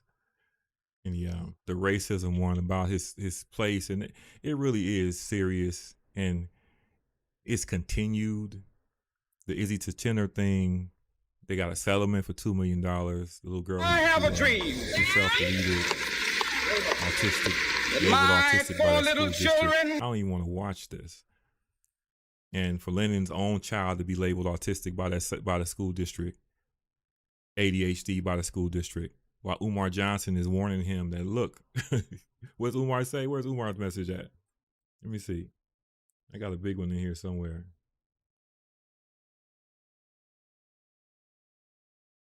Studio A, it's actually right there. Getting back to this special ed thing. Parents, listen. The learning disability is not a scientific fact, it's an opinion. Right. The math disability is not a scientific fact, it's an opinion. Right. Mild mental retardation, ADHD, conduct disorder, emotional disturbance, most of the labels OCD for which our children are thrown in special ed jail cannot be proven to exist. They are nothing more than opinions, working theories, hypotheses, and self-fulfilling beliefs on the part of the white person who tested your child. That's it. You gotta throw that race in there. You gotta throw that race in. That's the thing with Umar, is that you can't just let the research be the research. And the research shows that boys across race, black and white, are being thrown into special education. You know, a 3-to-1 rate of the girls, but the consequences for black children is much worse. And it's not that this is Umar Johnson's contention. This is Dr. Kwanzaa Kunjufu's message. This is Michelle Alexander's message with the new Jim Crow.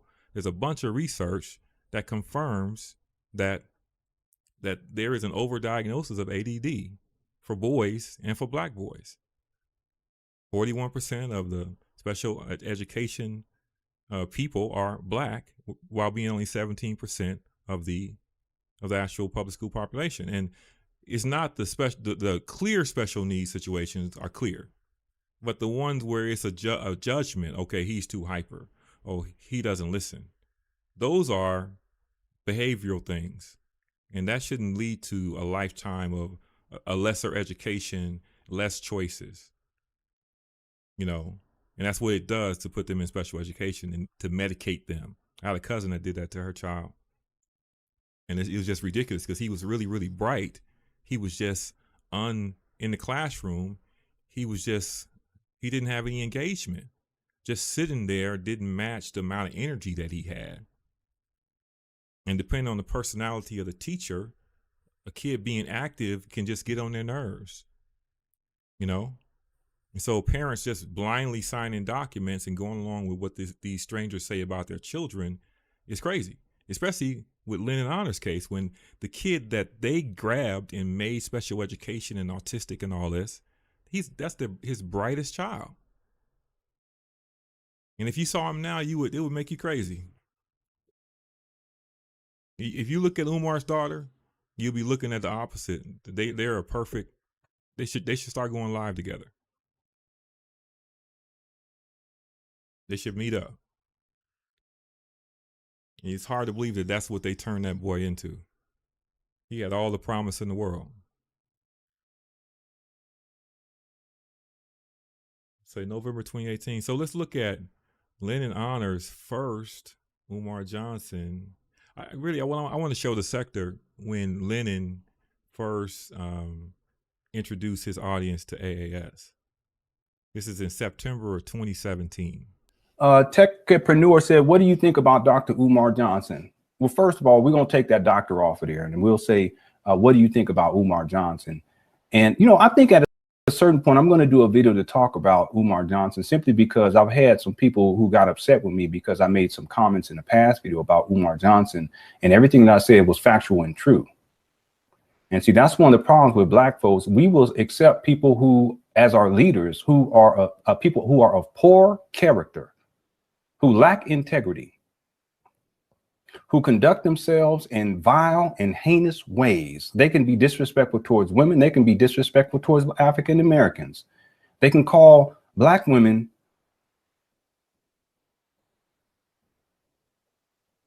stripper thoughts. Live on.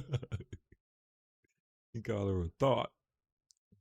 I don't know if that's an insult or not, but I remember that. Stripper thoughts. On air on a radio show that's broadcast throughout the nation. They can call black women maggots. They can call black men fuck boys.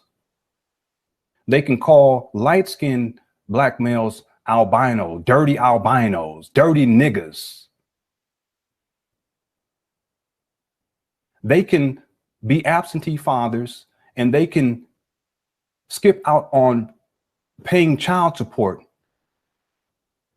for their babies and have baby mamas and don't give a shit, and yet black people will support them. He is incensed. But remember, Lennon doesn't consider himself black. Lennon considers himself superior to black, which I showed earlier from his own mouth. And this was part of the clips in this were part of a series called Inextricably Bound, where I showed that he latched on to Umar because Umar had financial support that he felt he deserved. That Umar didn't deserve it, he deserved it. Because at this point in time, September 2017, his NWA documentary he finished it. I think it was in January or February, but he hadn't done any real sales. So he hadn't done any real marketing. He had done a few interviews here and there, but it wasn't taking off the way he thought. And back when he was doing this documentary from October 2015, he really believed that when this documentary came out, he was going to be in high demand, that people would be beating down his door to have him work on documentary work because it was so good. But the problem with Lennon is that he doesn't have any peers, and he's everything. So he's the writer, the producer, the director. And so he can't see, what needs to be cut. And so he didn't realize he did a whole documentary with no hip hop, none of the music from the group, nothing even similar to it. And it was really, really oddly put together. And you didn't need to have people fly in order to give those interviews. You didn't have to spend money on all those things in order to get 33,000 views on YouTube. you know, and he was really trying to spread his wings, but it just didn't work out. And he's bitter because of it. So when he saw Umar Johnson raising money, he's like, they'll give money to that kind of person, but they won't give money to me. But he forgets that his audience was not black. His audience was a conspiracy theory audience. It wasn't black people. There was some black people mixed in with it, but it wasn't. He wasn't speaking to anything that the masses of black people could care about. For the most part, Umar is not speaking to stuff that the masses care about either at that time. That's why he started speaking about generic social media stuff to try to get more attention, because that ADHD thing doesn't hit so many people, you know? And so he's really, really upset. September 2017, he's unemployed. I think he had found a job by then. He hadn't started the job yet. His documentary, his all the stuff he has to mail out is all around him. He hadn't sent anybody any of the perks that he promised. And it's been 2 years. Nobody has gotten the perks, the DVDs that they were promised. And so he really has, it's not a scam as much as it is a failure. It didn't become scammy until he started to commingle the money from the big move and then the medical expenses GoFundMe. All of that wraps around the NWA documentary. It's all connected. Let's get to the AAS part. You got to be really pissed to bite your lip like that. And we want to talk about global white supremacy.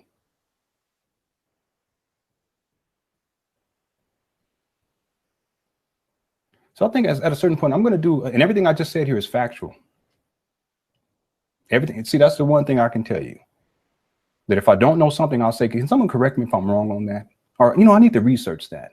You know, like yesterday, I was like, you know, are there any pictures of, what was the guy's name? Germany, Adolf Hitler, when he was found in that bunker. Adolf Hitler, bro. Are there any pictures of that?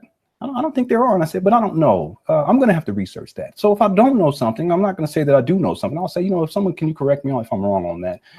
But when I know something, I will say it. And everything that I just said about Umar Johnson is true. And yet people support him. And then we wonder why black folk are in the situation that we're in. I mean, it's fascinating. We? Did he say we? Fascinating. But see, part of the problem, I think, for anyone, it's not just a black issue. I think that what happens is that whenever people invest themselves, whether that's financially or emotionally, into someone, and basically that person is a fraud, it's hard for people to admit that they were scammed. See, as an example, let's say, you know, me and my wife, we talk a lot about positive relationships, and I talk about, you know, being a dedicated husband and dedicated father, and which I am. You know, I live this every single day. This is my life. It's not a scam. But just imagine what would happen if, let's say, 5 months from now, you guys found out that me and my wife don't even live together, and me and my wife don't even, these children are not even our children, and our dog is not our dog, and our cat is not our cat, and we're just scam artists. Now that is, okay, let's give him some credit. This is September of 2017. This is before the fake cancer scam. So the most he's done is kind of fib about when he was using the money for the big move and commingling the money for the big move with the NWA. Nothing really too bad. Right? He's still relatively, he's not grimy just yet. He's not going to get grimy until May of 2018. I mean, would you have to, and I would hope to think that you would be like, you know what, these people are full of shit. And yes, I supported them. And I, you know, when they were trying to get out of hood-like conditions, the weathermen, they're living in hood-like, I tried to help them and support them so they can get out of hood. Thank you all so much too, to get out of the hood-like conditions. And you know, these motherfuckers are full of shit. I believe I did that. I was scammed. Support them anymore. It's funny that he said that, because that's what people said. And his audience turned over almost completely. I would hope that that's what people, but see, for a lot of people, because, you know, the investment, the emotional investment, and then the belief factor, and you know, that you believe, but you've been manipulated to believe. Exactly. Manipulated to believe by you. And that perfectly describes Lennon Honor's audience now. How he sat there to, you know, this last show and said there was no FDMG Academy website. And that, you know, it means that he's not serious. But he didn't say, oh, I took the registration for the FD Academy website and pointed it to my YouTube page. He didn't say that. Everything he said was a lie about that, and that might be why that video is private right now. Because everybody knows that when Umar let the registration slip on his website, that Lennon went and registered FDMGacademy.com and pointed it to his own YouTube page. So anybody right now, go to FDMGacademy.com and see where you end up. It's like the politicians. We talked about this yesterday. The politicians make these promises. How the fuck you gonna build a school for all black boys and you don't even take care of your own 2 daughters and you are absentee father and don't even pay your child support? How you gonna raise up? Exactly. I wouldn't send them my kids. Who would? And who lives in Delaware?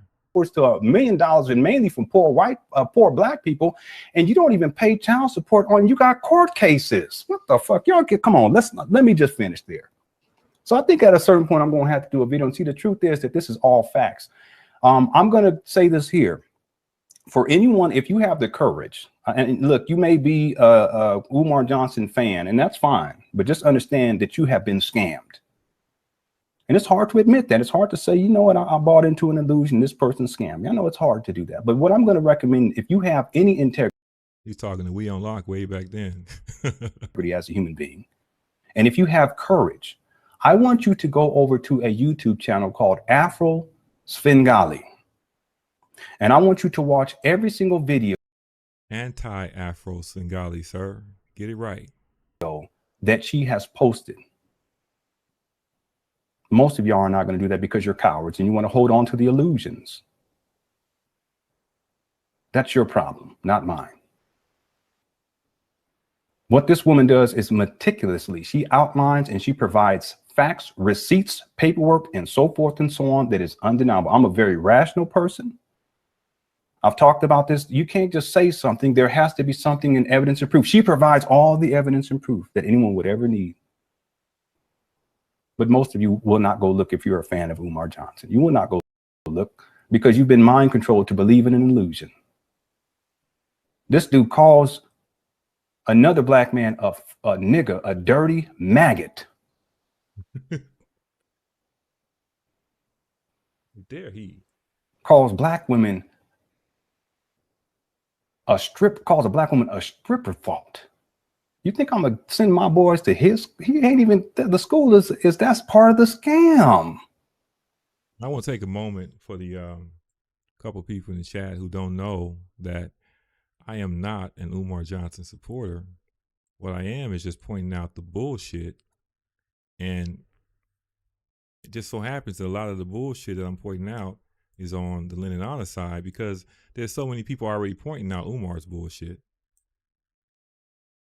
But here is what represents my point of view. Dr. Umar Johnson is full of shit. Lennon Honor is full of shit. And you can be right here in the middle and believe that both of them are full of shit. And I'm right there. But I recognize that the special education part is legit. Now, he uses hyperbolic language. He goes too far. He racializes it. But all in all, you should not just sign a form that somebody from the school puts in front of you. You should not condemn your child to that lifestyle with that label without doing your due diligence. Period. You think I'm gonna send? Why would I say? Why? Look, I'm gonna say it real. Why in the fuck would I send my boys to a school to a man who is an absentee father, got child support, court cases, child support? His license has been revoked because he hasn't paid child support. Thing is, I question whether or not if his boys would have been better off with Umar, considering how they turned out. Support. Why would he calls black women maggots and stripper thoughts? What is a stripper thought? He lives a sexually promiscuous lifestyle. Why in the fuck would I send my sons to his school? Black folk, we got a problem. Now, how does it equate back to black folk? Right? And we know this. Look, those of us who've been looking, we know that way before Umar, Lyndon Honor has been saying the same criticism against black people every chance he got. He has an issue with black people. He don't want to be called, he doesn't want to be considered black. He doesn't want to be associated with descendants of slaves. He says he's superior to people who were descended from slavery, from anybody who was enslaved. Nobody is descended from slavery. But I just want to show that AAS part where he was really all in. I mean, I think in the December he had put up a thing where he said that she was his hero. I mean, he was really locked in with AAS, and it's a shame they're not together anymore. But you know, she was the chief, you know, back then of the Umar Johnson, you know, the anti-Umar Johnson brigade. And so Lyndon Honor was just, you know, a person who she brought in, and he later on took over, but not really. He just took over the entertainment part. He didn't really stay on the mission of trying to disrupt Umar, even though he did some stuff. I mean, for example, I have a video where he tried to disrupt the drum line, the kids' drum line. He called and offered them a fundraiser with him if they would agree to not do the block party with Umar. I got that video, and he called Yassas, and he called the electric company. He still does stuff to try to, you know, trip him up. But one thing we know about Umar is that nobody needs to trip Umar up. He'll trip up all on his own. He doesn't need any assistance. It'll happen naturally.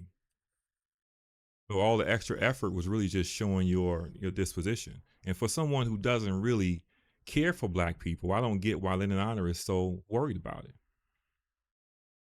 And I don't know if everybody saw this earlier. Let me bring up the one about ethnicity. We're going back to 2013 to get Lyndon Honor's view about people who are descended from enslaved individuals.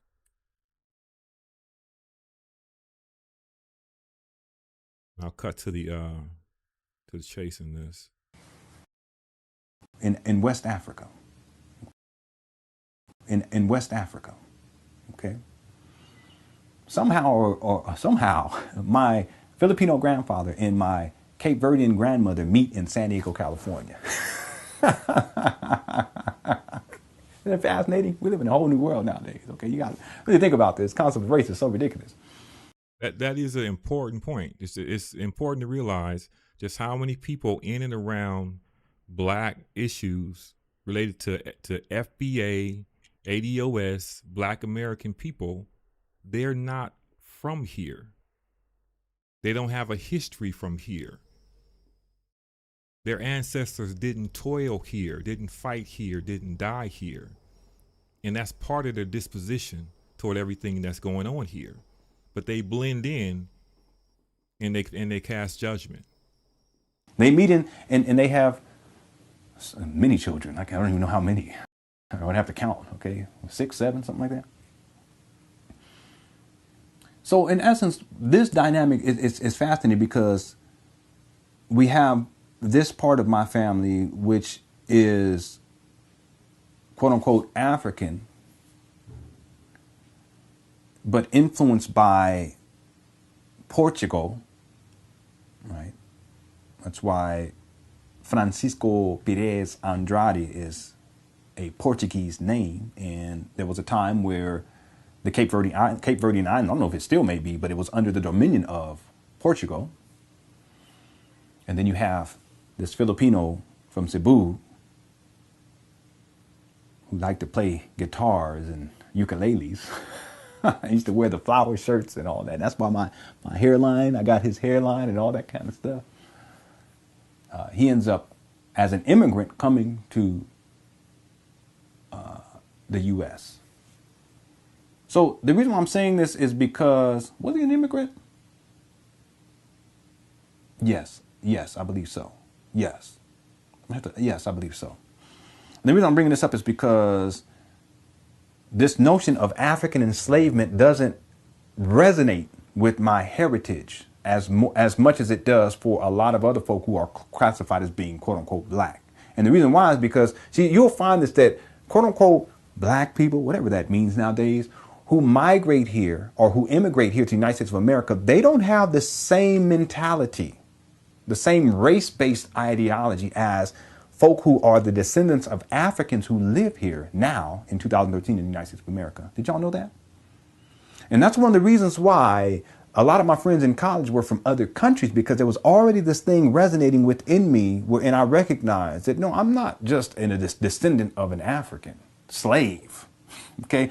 That in point of fact, most of my heritage comes from people who already lived here, meaning Native Americans, I'm gonna get into that in a moment, and people who actually immigrated here and were not, quote unquote, brought here as slaves. Your mentality is different when you come from that vantage point. I agree with that objective incision. You know what? I just happen to have that video on hand. In fact, I have part 2 where he tried to extend the beat it, the group masturbation idea to the song Jerk. He tried to extend it to the new generation. Let me pull that up real quick. He turned everything into something sexual, and I think it's relevant. I think that it should always be remembered that this is that person that did that. And Mia, I don't think his counts were ever frozen. I think he was lying. Let me see. Get this video real quick. I believe that he laid the foundation for that lie before he left for Africa and just kept it going. See, their films. I think this is the one we're talking about. So this film is called, this is what somebody in chat, Objective Incision, was talking about. Can't hear this at all. Let me get myself off screen before they think I made this.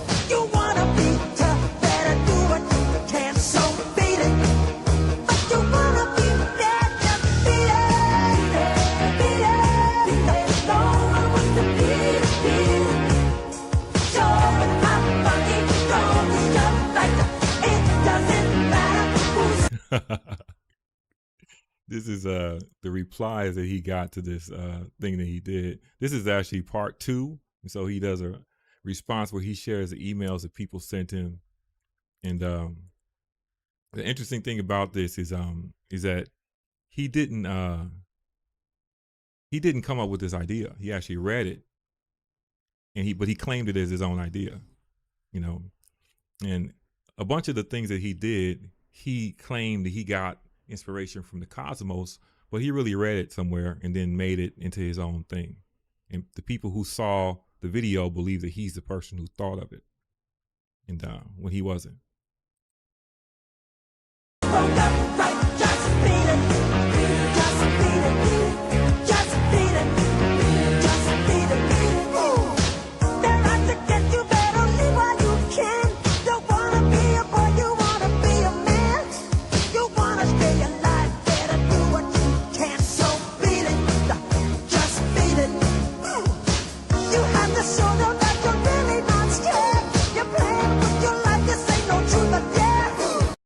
And you know, his fascination with When he saw children, he cast it as being something sexual, right?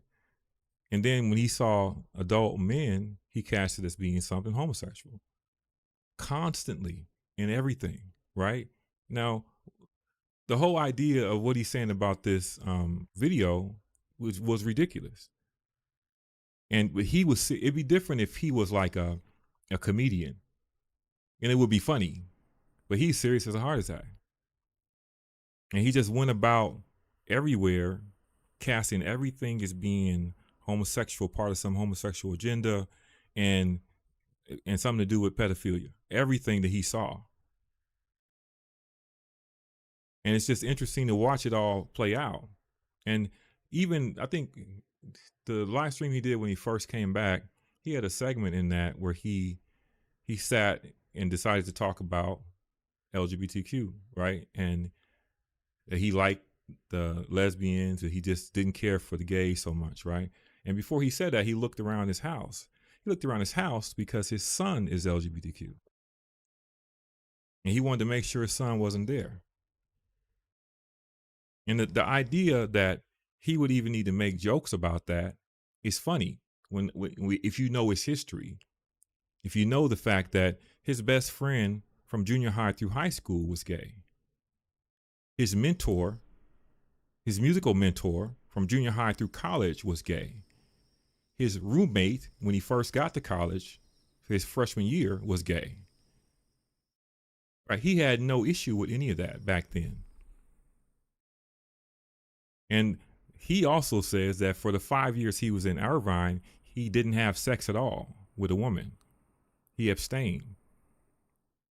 Now the question became like, okay, what about your sexuality? Now I remember when the sexuality questions came out about him, and the fake stories came out.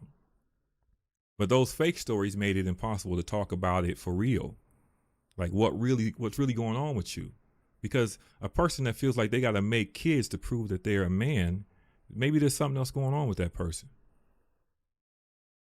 9 pregnancies, you're delivering the babies yourself. You don't want anybody else involved, isolating the family. There's something going on there. And nobody can look at all of this material and this evidence and say that this is normal. It's not normal. It's not normal. And I think there's no way he can distance himself from his work. And I'm gonna tell you, what's his name? Objective Incision. He still sells this content on his website. So it's not like he is running away from it completely. He's proud of this because he still believes it.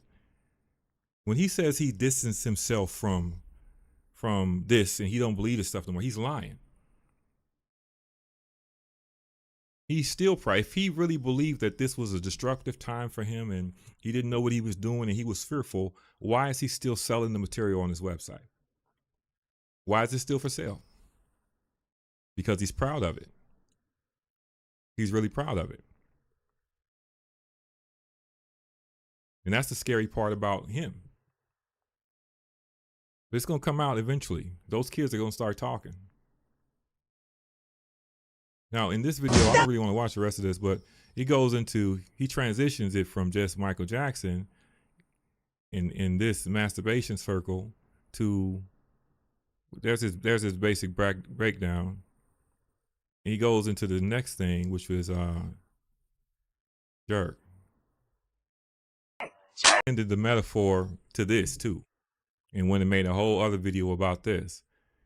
Again, he sees young people and he turns it into something sexual. That's Lennon Honor's MO.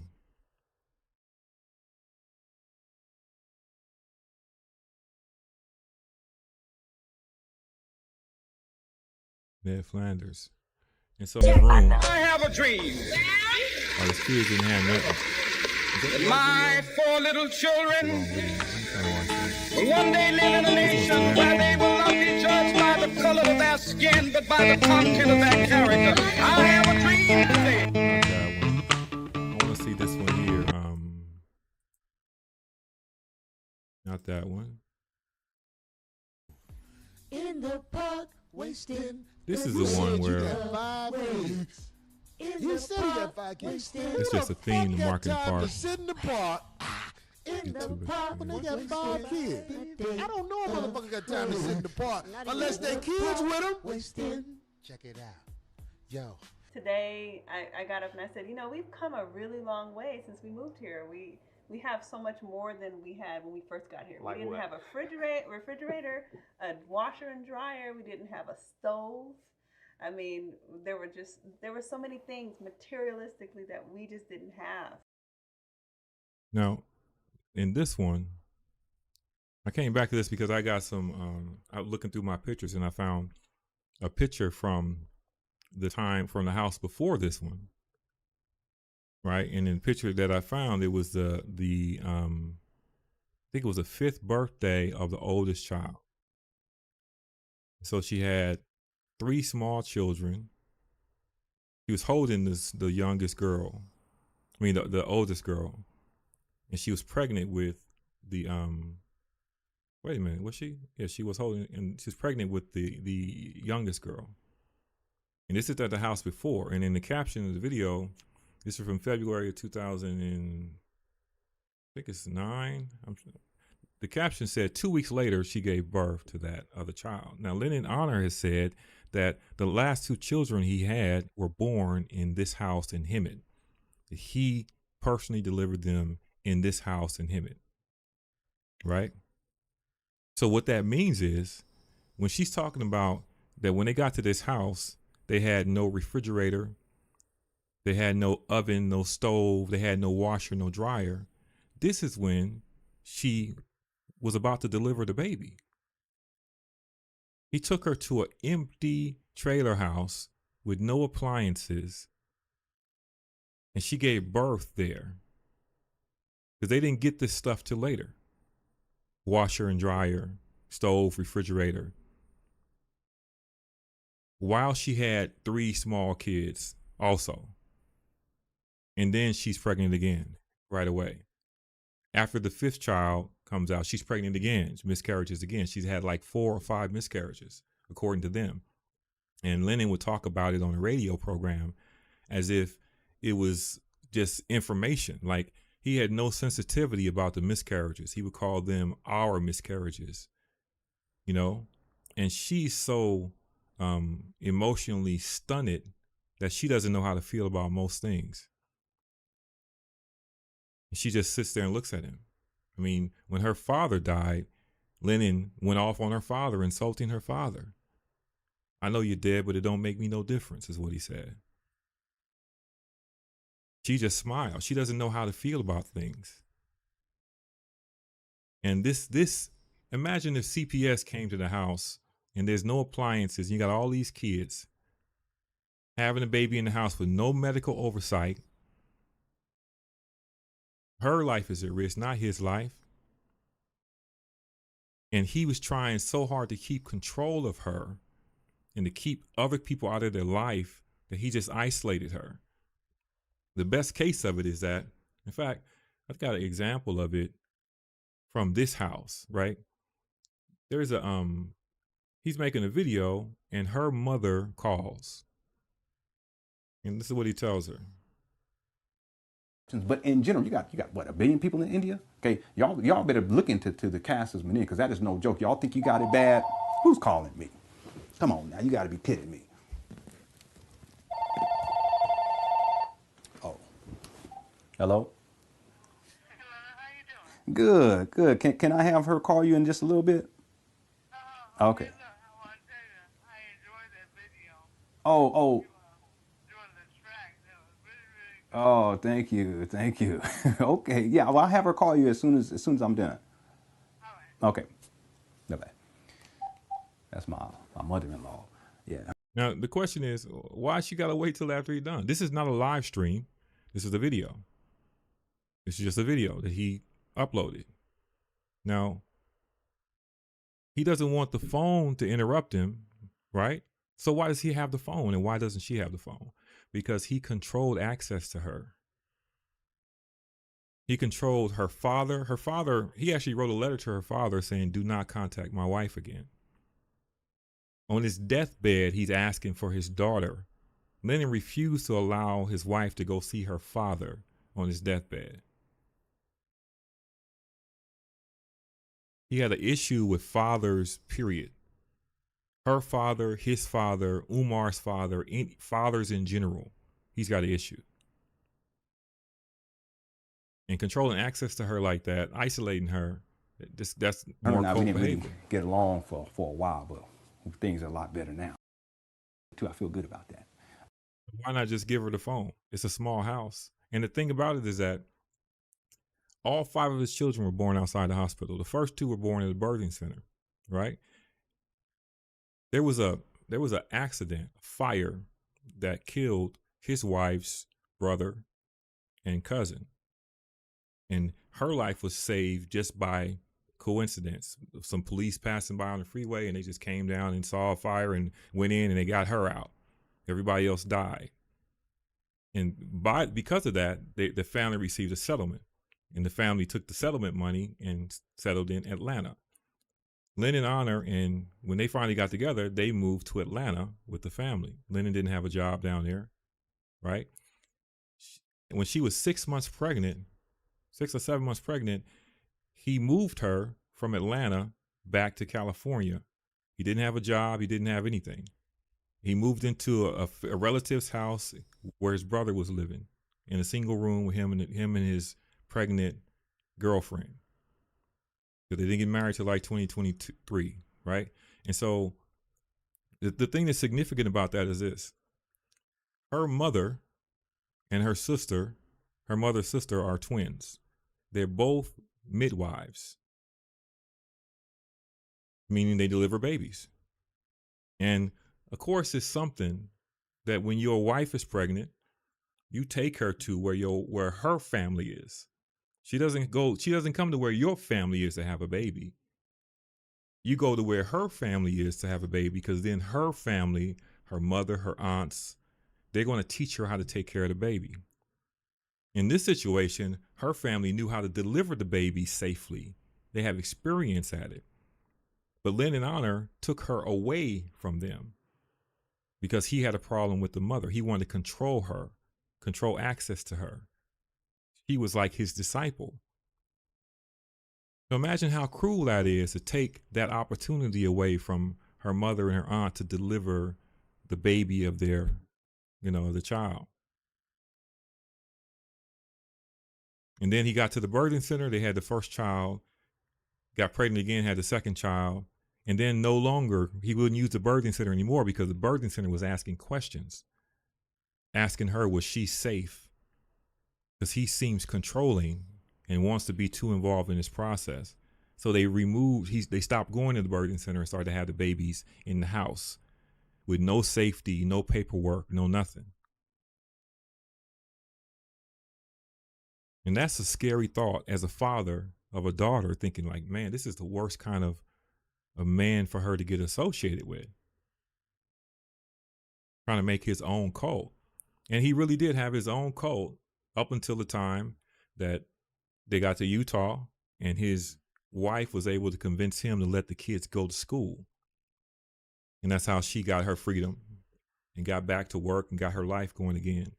And gave her kids some choices, more choices than they would have had if they would have just stayed in the house.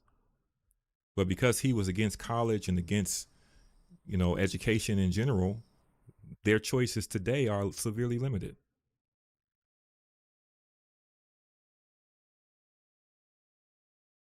See what I got next here. How much time is this so far?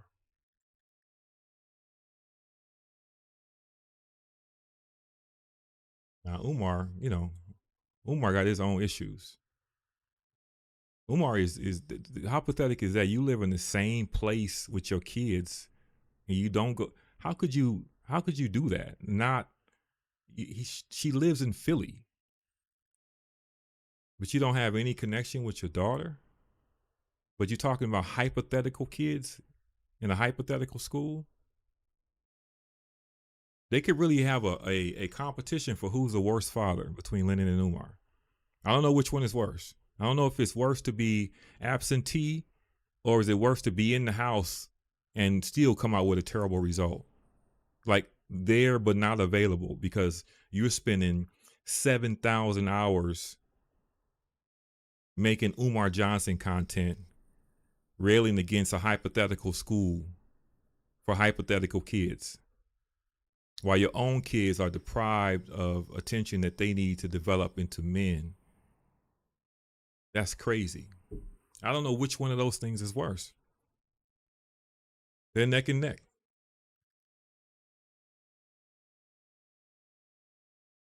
They really are neck and neck. The only hero in all this is the wife, who managed to get the kids out and get the younger kids in school early, so maybe the younger kids will have a chance. But then again, they're in Utah.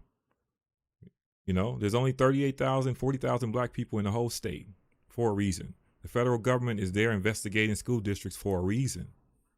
They have racial crime like it's the 1950s for a reason. Took them away from their cousins, their aunts, their uncles, all the things they could have done. Took them out there to an unfriendly place. And now your son is wearing autism bracelets and taking drugs and, you know, lost all his real potential. And the thing about it is that kids are resilient. If he ever wakes up and realizes that he doesn't have to accept all of that, and he decides to go make a life for himself somewhere outside of Utah, he may be able to recover. He's got another 60 years of life. You know, Lennon Otter can complain about what his father didn't do. He says he grew up without a father, but his father was there till he was 14.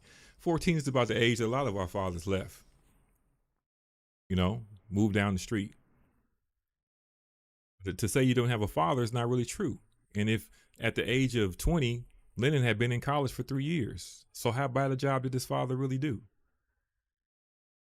Look at his kids at the age of 20, 21, 22. What's their self-esteem like?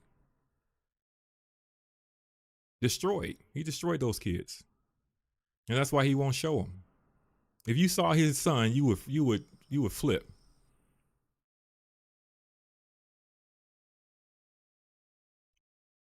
Umar really just has to, you know, I don't know. I don't know if he has any room to talk about it, but I can just tell you that, you know, our judgment comes on the lives and the tongues and the, you know, of our children, and they're going to judge us. Mine's going to judge me. He's going to judge him. And we see Anissa judging Umar and the world judging Umar for her judgment. And Lennon Honor's judgment is coming soon. You can't just force them kids into saying that you a good father. Good father does not sit in that room. I actually did the math, right? I did the creepy math of how much time and estimated how much time he spent on Umar Johnson videos since 2019. And the number I came up with was 7,000 hours. 150 videos a year, right? Plus the preparation time for the videos came out to be about 7,000 hours of time that he spent. He's got a family of 7, so that's 1,000 hours per person he could have spent, including 1,000 hours for himself. Now imagine if he put 1,000 hours into the development of his son. Maybe his son would be a man today. You know, maybe his son would be in a much better position if he spent 1,000 hours or 2,000 hours with him, instead of trying to prove that Umar's hypothetical school is hypothetical. I mean, so what? What does a school in Delaware got to do with you and your life and your child's life? 7,000 hours is a lot of hours. 1,000 hours is 41 days and 16 hours. And that's, you know, 24 hours a day. That's a lot of time. And I broke it up into units. And so it comes out to be like, you could do 250 4-hour units of time per child. So imagine 250 interactions with your parent for 4 hours each, and what you could develop in your child, what kind of skill you could develop in your child, what he could learn to do, how he could develop his body, for example. Lennon's oldest child is a personal trainer. First thing he did is go out and try to get buff because he was malnourished and skinny, right? So he built his body up. I'm sure he probably wanted that when he was younger, but his father didn't spend any time with him teaching him how to build his body. He was in his room talking about Umar Johnson. Look at the time period. The same time period that Umar spent on FDMG, it's a time period he should have been with his daughter. Think about 2019 is when he bought FDMG. Think about if he would have got involved with his daughter 6 years ago. She would be in a whole different place by now. She probably would have went to college, probably would have, been doing what she needed to do in her right mind and everything. She probably wouldn't end up on the medication that they put her on that maybe damaged her, because her father is a psychologist and knows about it and will prevent it. Both Lennon and Umar failed their kids at exactly the same time in exactly the same way by focusing on things that don't matter.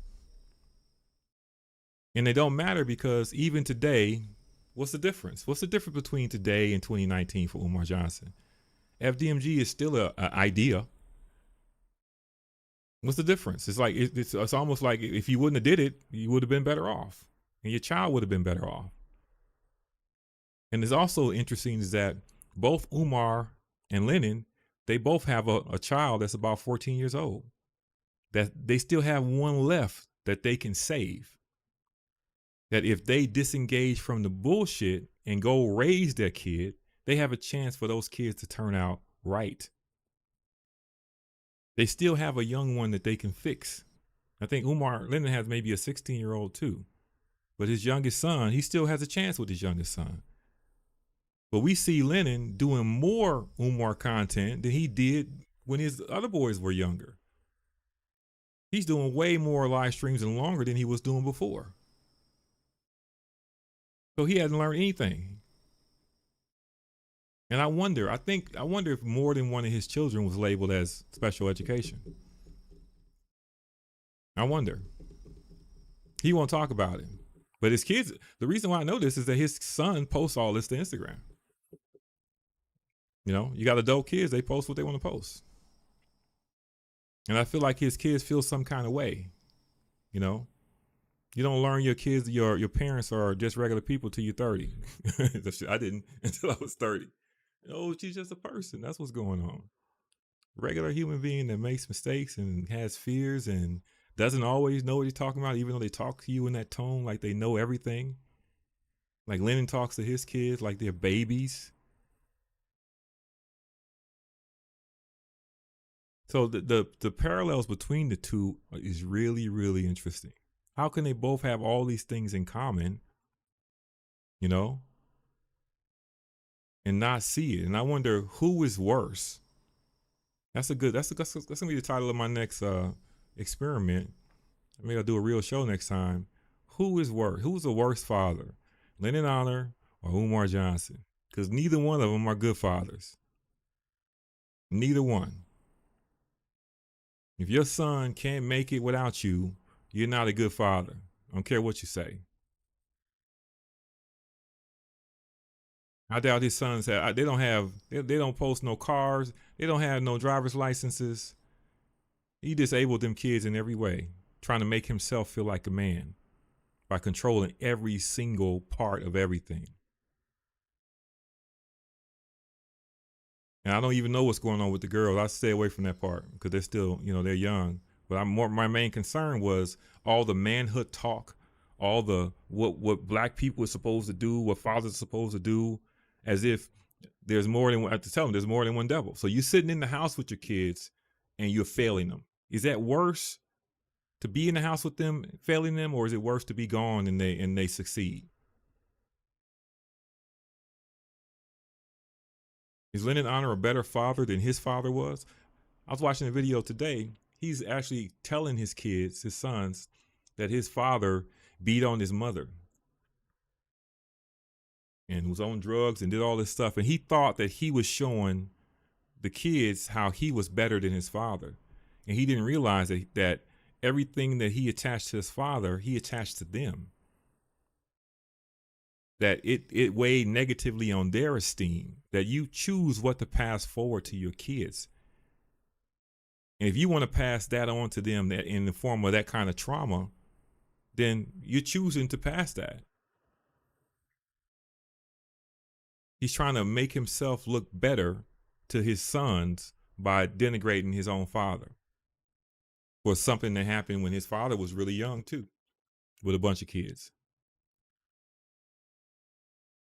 How many years has it been since then?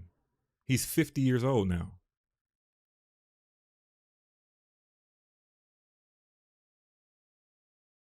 You know, your kids are watching you to see how you treat your own parents. That's how they're going to treat you.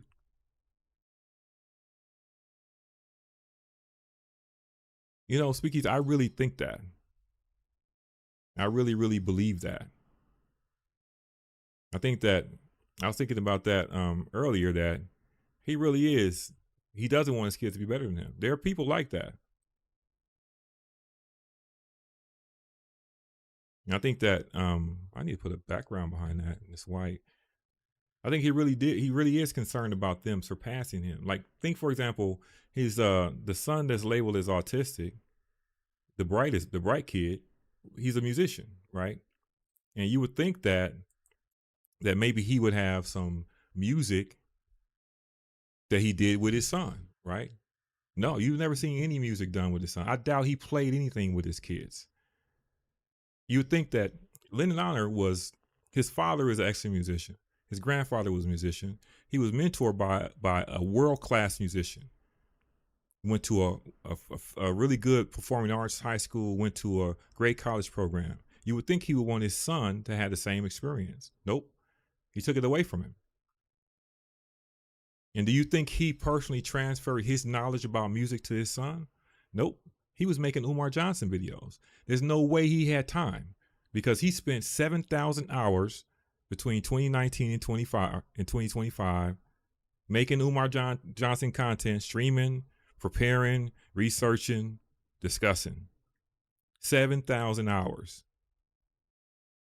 And that 7,000 hours he did not spend with his children, teaching his son the Phrygian mode scale, or how to gig as a musician, or how to write songs or anything. He just spent his time talking at them from a distance while he worked on his live stream and get the Cookie Crush track to affirm him.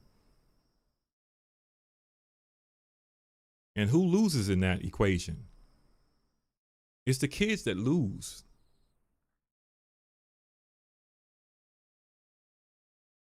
I mean, if I put my own sons into this, the comparison between where our sons are is like is like night and day.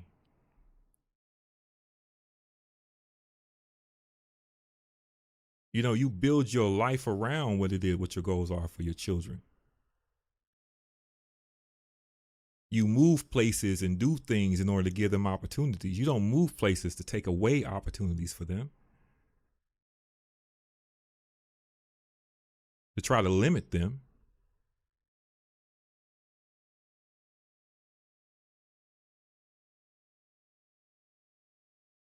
Brandon? Man, I think I am I'm Lennon out. What else I got in here? I'm gonna play something so I can get myself together here. What happened I showed? I didn't show Lennon Honor's first Umar Johnson school scam video from 2018. It's like night and day. I need to put like a side by side of all the different versions of Lennon talking about Umar. Like, this is the first video from the first day. His demeanor when he really was a true believer in anti-Afro-Svengalis, and he didn't believe that Umar had a doctorate.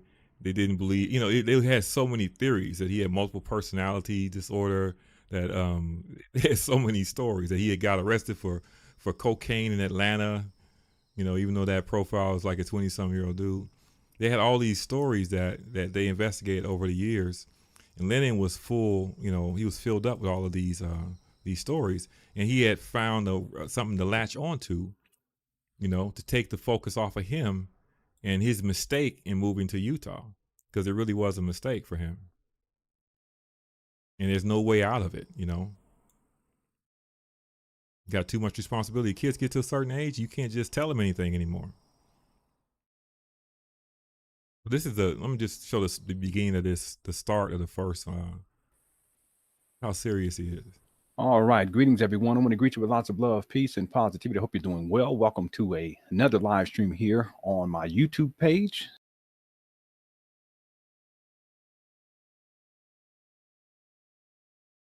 What happened? A long time ago, and I've spoken on this topic many times in the past. And I think right now is a perfect time to speak on it, simply because more and more people are waking up.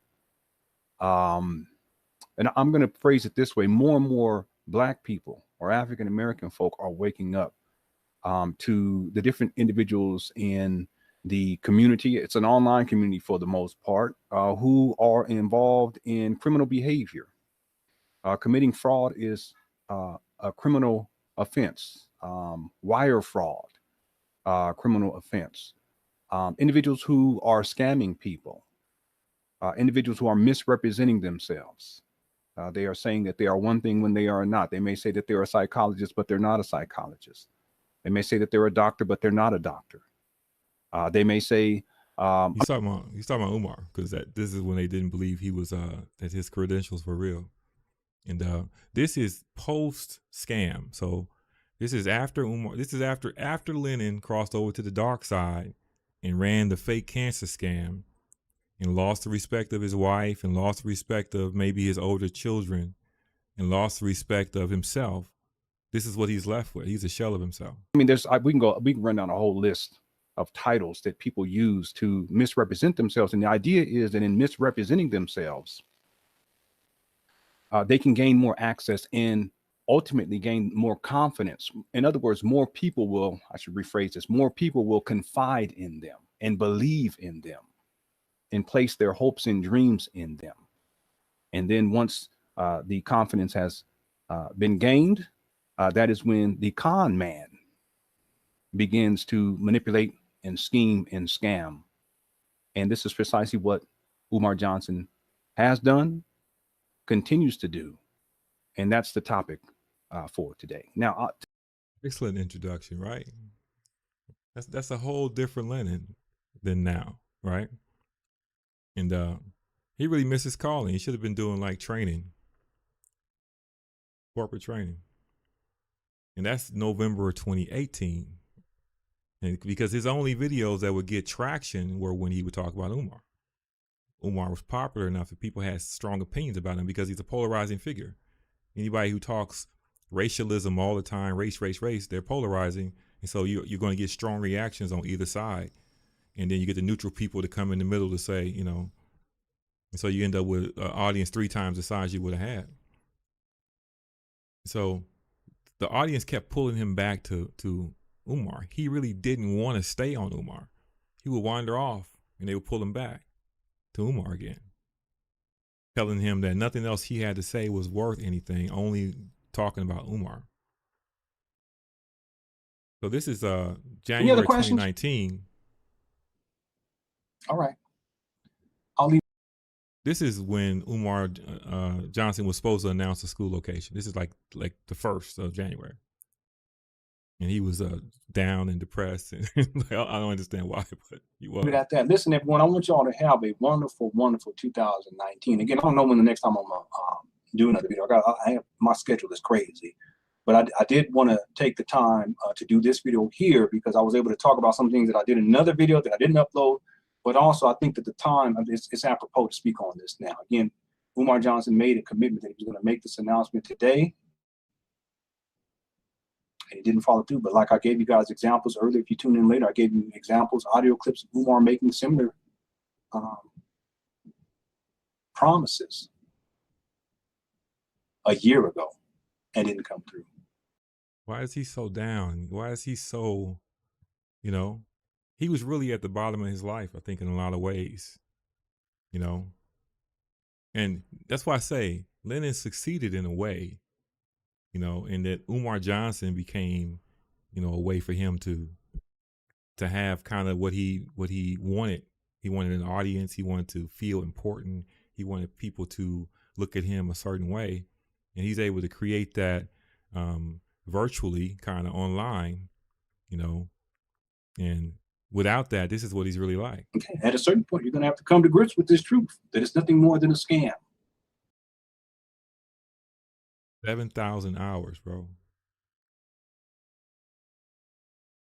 What's this? 2017. Oh, this is the example. Let me give you one example before I go to my last clip.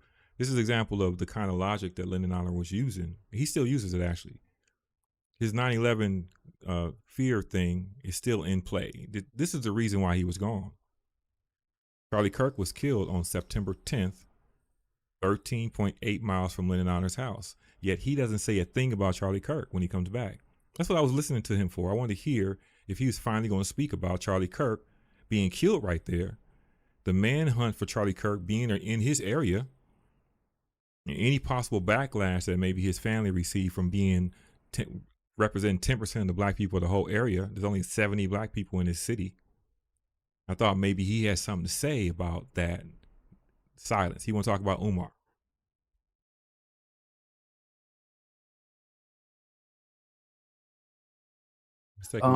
Yeah, so we've been talking a lot about the 911 fear-based mind control program. One of the things that they did with the current hurricane that's kind of coming towards the U.S. is they said it was going to hit.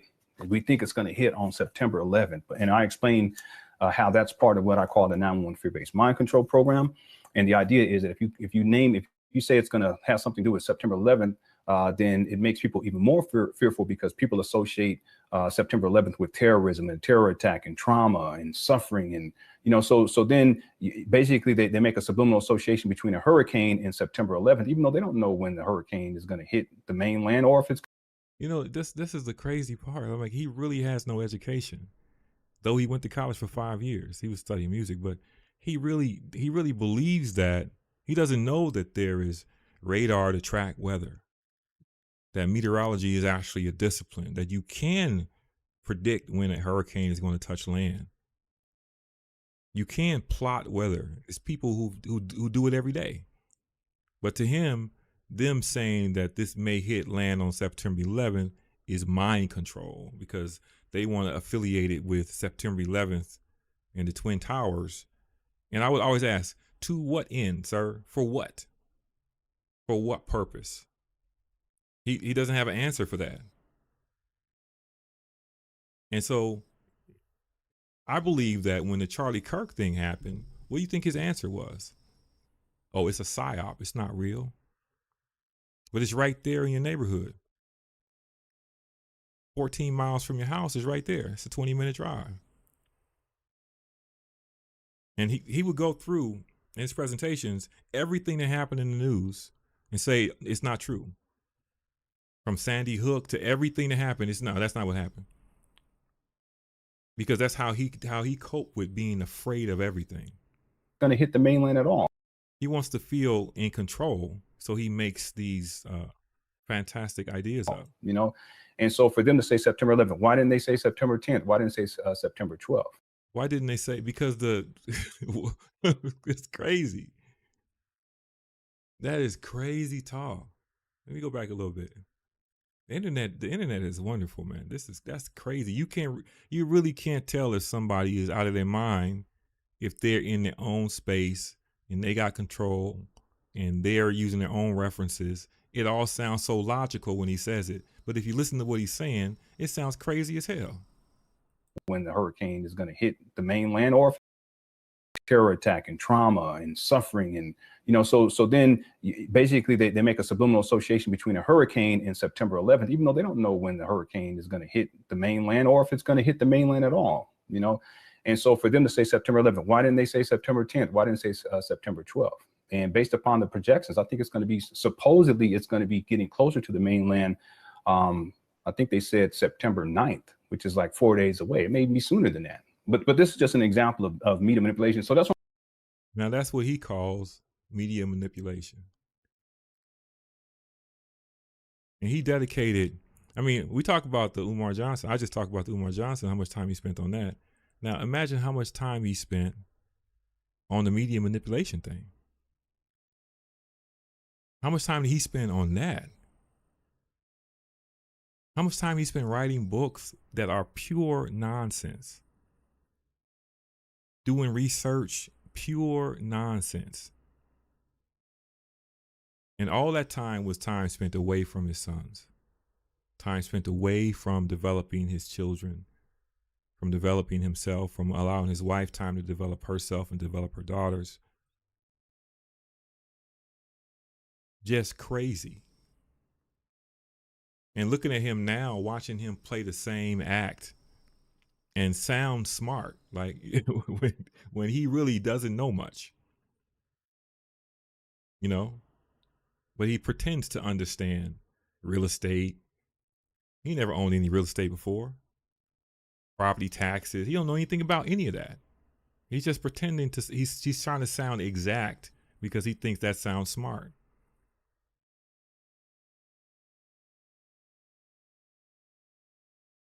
He's never owned anything. Let's see what else do I got here. Oh, I wanted to show the sector also. Stargate. Where you at, Stargate? Stargate. This is the show that Stargate was at. She went to see Lennon Honor in 2013 or 2015? I think it's 2013. 2013. She went to see Lennon Honor in Philly in 2013. I think Speakeasy's in the audience too. Let me see. I don't know about Speakeasy, but I think it's around the 52-minute mark, something like that. I put a picture of it on my community wall, messing with Stargate. Oh, that's going to trip. Let's see. And Star is in the audience, and she believes all this nonsense because that's what she does. She's susceptible to this kind of nonsense. That's not Star. It looks like Oracle. But it's around here. Let me see. Mind control. Yeah, there it is. Okay. So this is Lennon's audience.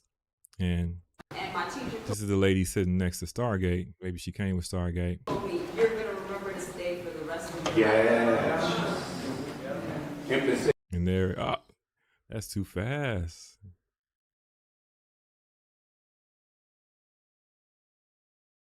Let me see if I can catch it this time. And my teacher told me, you're going to remember this day for the rest of your life.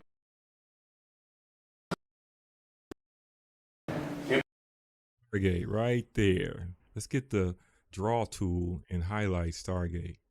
Stargate. And so she bought into Lennon and his nonsense, even though he blocked her eventually, and as is her fate. And at this time, Lennon was very serious. This was his first public talk. The first time he did it. Now, if we fast forward to the 2015 Free Your Mind, he was a whole different ball of energy. He was cooning, tap dancing, doing a whole comedy act, cursing. It was a whole different energy. And I have all of the Free Your Minds that he participated in, and it's part of my collection for my DVD set that I'm selling on eBay. Let me clear that. I think I've given Lennon enough time. If there's any requests, I think I covered just about everything. I did the Izzy Tishner stuff last time. I don't really want to cover that. It makes me sad. And I can cover some of my previews for some of the other shows. Like, this is this one. The next one I'm thinking about. Why is he so scared to speak on Charlie Kirk? I want to cover that. And I want to cover the 9/11 conspiracy and blah, blah, blah. And I want to show the location, where he is kind of, without showing exactly, and how close it is to the place. Talk about that. Another show idea I have is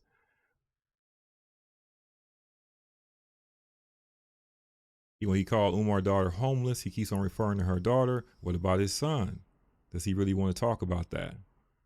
And the connection between what Umar is saying and what happened to his boy. Another one I have is, I was just talking about that. Is Lennon Honor a deadbeat dad? And if you look at the definition of deadbeat, it's just about neglect. It's not just financial neglect, but there's other kinds of neglect. It's something called being in the home but being unavailable, because you're spending 7,000 hours on Umar Johnson in the child's formative years.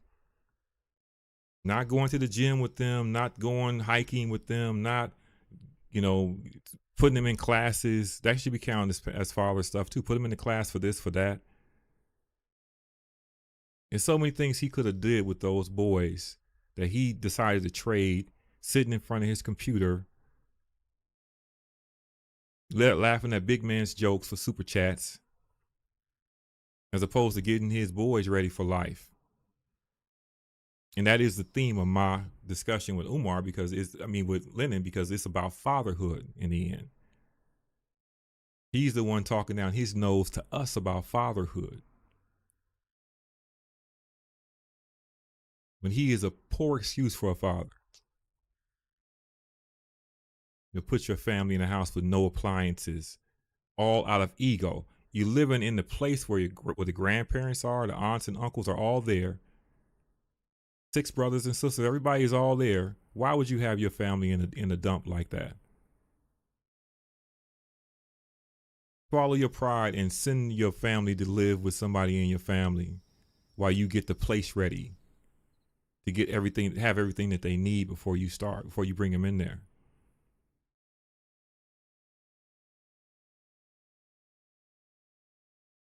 That's not a good father. That's a deadbeat. And so that's the question. And so I'm going to show the equation for how I came up with 7,000 hours. And I want to ask that. And I want to actually go further and try to figure out how much time did he spend on this other crazy content, and try to give it a round number, to see how much time did you waste? How could you have been a father when you were always outside in the bushes, or when you were in the house, you was recording and they had to be quiet in the room? When you revealed that there was no homeschool program, that they were just on the computer doing whatever they wanted. They had no sense of grade level, no nothing. And how does it feel to be dumped into a school with everybody looking at you, pointing, laughing, a place where they already believe black people are inferior, and you up there performing inferiorly?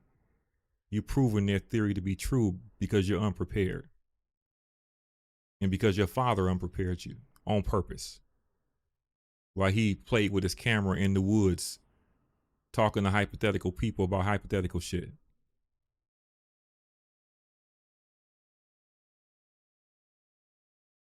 That's harsh. But I want to talk about that. What is parental neglect? What does it mean to be a good father? Does it being a good father mean petting your child like he's a puppy, emasculating them, sitting up under you, talking to him like a baby? Is that what being a good father is to a 14-year-old, 13-year-old? Having them come in the camera and say stuff that you told them to say? Calling you daddy? What the hell? I'm gonna work on. This is my new format. Is I work from the thumbnail outward. So I just started doing that a couple days ago. Build a thumbnail with the ideas, and then build the show underneath the thumbnail, and then make it quick, because I want this to be done like in 90 minutes, in, out, done. And hour would be even better. But I'm a rambler, and these are kind of sensitive topics. I think I'm gonna have to just produce a full video before the live stream, play the video, and then maybe do a panel discussion afterward. People who want to talk about it. Well, anyway, I think that, is there anything anybody else wants to see? Yeah, that obsession with Umar is real. And I really want Lennon to hear it. I want Lennon to see the content, send the copyright strike. I don't give a shit. All this stuff is built to be taken down. See it, take it in, be impacted by it, and recognize that you got a child, a couple children that you still got time to influence in a positive way. That you don't need to spend the next 7,000 hours chasing Umar Johnson's, 2040 FDMG opening date. Who gives a shit about FDMG? For what? To get a xenophobic education? Where are they going to work? Who cares? Your kids in your house need you, and not just to pay the bills and to be the boss. You got to develop your children, and you still got time to develop your adult children, to help them along, to get them going for real, get them job skills. Think about dying. I think about dying every week. If I die, can they make it without me? Your goal should be, if you die, everything should keep going along smoothly. Your boys should be able to fill in Everybody should be able to go forward. It shouldn't end because you're the only person that had a driver's license. If that's the situation for you, you are a failure as a father. But it's not too late. Every day is a new day. Get off the internet and go spend time, real time, doing different stuff with your child. Take him into the wilderness of Utah. Take him fishing.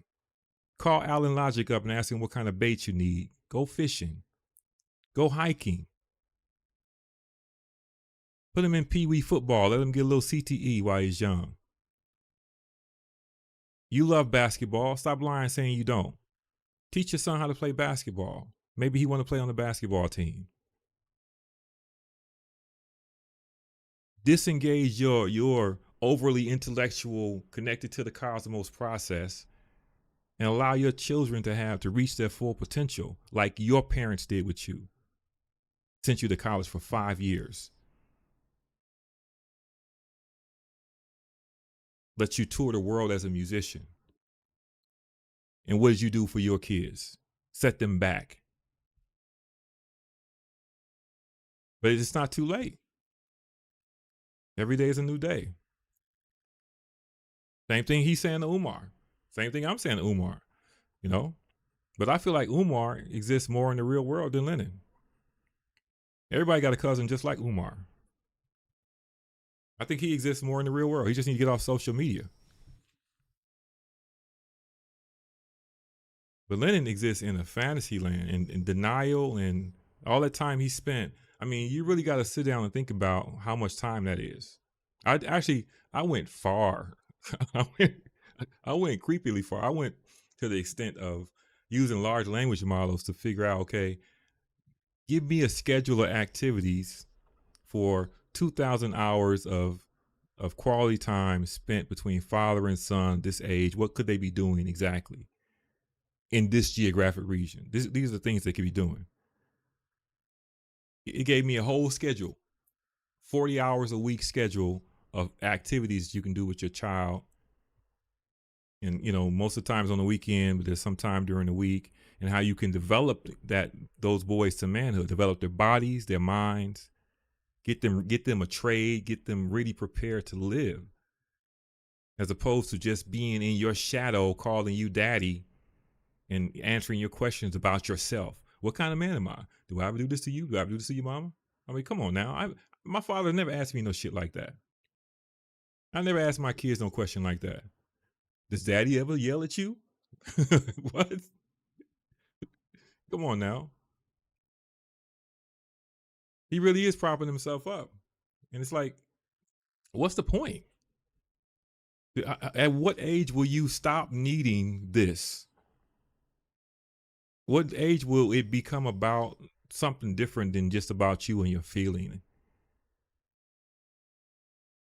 If ever a person needed counseling, it's Lennon Honor. He's giving counseling instead, right? $350 for 4 hours, right? He's charging rates to counsel people about marriage and education and everything. But he's never been to a therapist in his life. He needs to go to a therapist and see if there's any chance he could unfuck himself and give his kids a chance in this life, and not so they ain't got to figure it out from scratch. I mean, luckily they got their mom, you know. She seems to be the one who has some sense, even though she's a little passive. But I think she finally woke up. But if they're going to save those kids, I think they got to leave Utah. It's my parasocial opinion. My unqualified parasocial opinion is that they need to leave Utah. They need to go somewhere where they have family, where the kids can interact with people that are not judging them on some race shit. And here's one of the key points that I think Lennon Honor never understood. When you travel internationally, and I consider Utah to be a foreign country. Let me just say that out front. Utah is a foreign country. When you travel internationally as a black person, right? especially if you're moving somewhere, say you're a military child. The people in that local place that will identify with you, if they look down at black people, the people that will identify with you will be the people that they also look down on. So it'll be the lower class of that group will be the ones that identify with you. Right? And because they consider you to be the same as them. And so now your kids' friends are the lowest parts of society, the ones that are going to prison, the ones that are going to end up part of the opioid epidemic. Those are your that's the friend group that they become associated with. So whereas you might be conservative and this and thinking about this, you'll never match with the same people or the same level in that place that you go to. Yeah, I won't say never, but initially the people that will approach you first and be the friendliest to you and the nicest to you, to treat you like a human being, will be the other people who have been pushed to the bottom because they see you as someone that's below them. And your existence gives them a kind of a leg up, and so they like you. Now, he took his kids out there to that. And if you listen to his kids' music, you hear it. The kids that don't know nigga and that don't know this and that, never had a curse word heard in their life and blah, blah, blah. But the song, listen to his music. Talking about sipping lean and all kind of shit, right? That's because he's been identified with the lowest part of society out there. Best thing is to get them out of Utah, move to a state that's affordable to live in, you know, find another, I'm sure that company has some other outlet somewhere in some other states, and give your kids a chance to have some place where they got a damn Juneteenth festival where they can see other black people, get some kind of esteem for their group in general, see their grandfather, their grandmother that they're blessed to still have access to still be alive. Build some allies, because look, once you get to a certain age in the family, if you didn't develop friendships with your cousins when you were kids, when you're old, you're not going to have any relationship with them either. It's going to become more and more distant because they get busy with their lives and their wife and kids and struggles. And so a cousin becomes like something way distant. So it's important to socialize your kids with their support group. That's going to be their support through their life is their cousins while they're young. Moving away, isolating, moving further away, isolating further away is not going to help them, and it's going to make them alone in this life.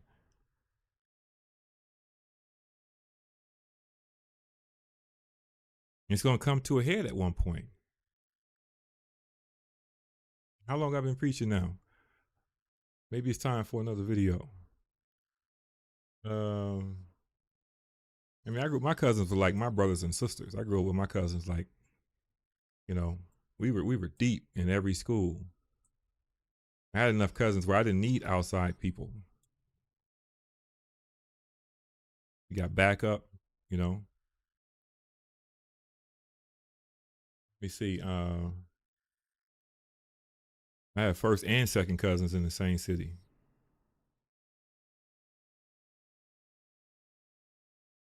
Oh, it sounds like my time is about up anyway. So I'm going to go out with my last video. And I appreciate everybody for showing up.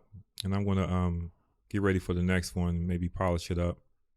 Not go live on 3 platforms. I ain't got the bandwidth for that. And I'll probably end up doing it on one channel, just doing it over on Joe Trace, and go from there. But thanks everybody for coming out. Let me get this last video up. My little outro.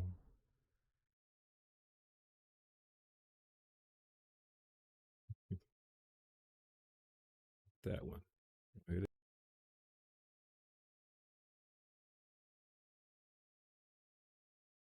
I have a dream that my 4 little children will one day live in a nation where they will not be judged by the color of their skin, but by the content of their character. I have a dream today. It has been 58 and a half years since Dr. Martin Luther King Jr. delivered his iconic I Have a Dream speech. Since that time, Congress has passed the Civil Rights Act of 1964, and many other steps have been taken to improve equality for Americans of color. Still, we continue to see instances of individual and institutional racism right here in Utah. My oldest son is 11.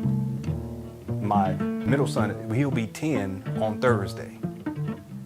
And then my youngest son is 4. They don't know nigga. If I ask them right now, what is a nigga, they would not be able to tell you. And I take pride in that as a father. I take pride in that as a black, African-American, Moorish man, Hebrew Israelite man. In the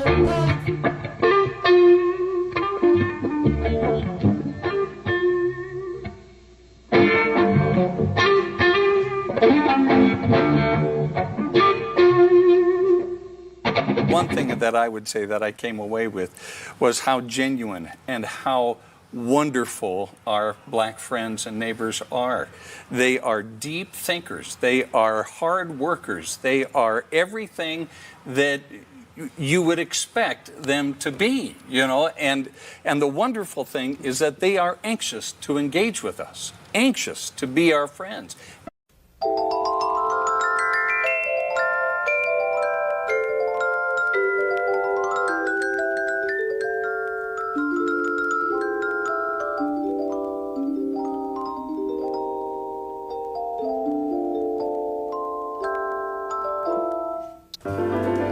Greetings, everyone. Hope you're doing well. Another episode of The Big Move. And I'm here in the garage wiping down the final parts to my daughter's bed. The owners of the property, they're family friends, and they were gracious enough to rent to us. It was an awesome opportunity. We've known them for a long time. Not only them, but their family members, they're very supportive of us too. So, owner of the property, his father, he came by today and dropped off a couch. And it's a beautiful sectional, you know, it's huge. Everyone can sit on it. Everyone in the family, so that's awesome. You know, my wife, she wanted to get a couch, and we've been looking online. So the mother of the owner, she came and brought a whole bunch of stuff. You know, stuff that they weren't using or was in storage, and they brought it, and just house decorations and mirrors to put on the wall. She brought chairs for inside and chairs for outside. Once we announced that we were moving to Utah, we had quite a few people, not a lot, but just, you know, a handful of people who had reservations and in their own way had negative things to say about us moving here. And that, the interesting thing was that their perspective was based on the fact that there's not a lot of quote unquote black people or African American people in Utah. So really it's like the concept of race jades people's perspectives on things.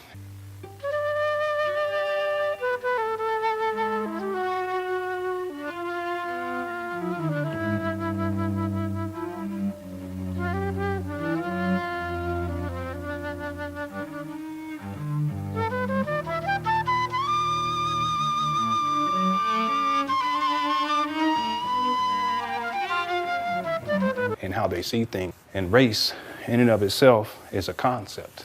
That's all. Well, hey guys, that incident is troubling to members of the community who just want to see something done to end this bullying and racism. The video posted to Snapchat and using a filter lasts just several seconds. While a school bus is in motion, several boys surround a black student. Black guy. The student who's surrounded then yells, "Stop touching me," before the video abruptly ends. After a series of racist incidents in schools across Utah over the last few months, activist Darlene McDonald, a native of South Salt Lake City, is sounding the alarm. McDonald outlines a series of incidents, including an Instagram page that recently came to light involving students at Sunset Ridge Middle School in West Jordan, Utah.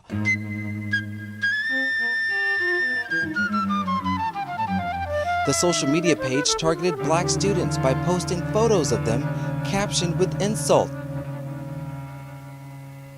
including, "Shut up, you're black." And race, in and of itself, is a concept. That's all. Another incident from Bluffdale High School in Bluffdale, Utah,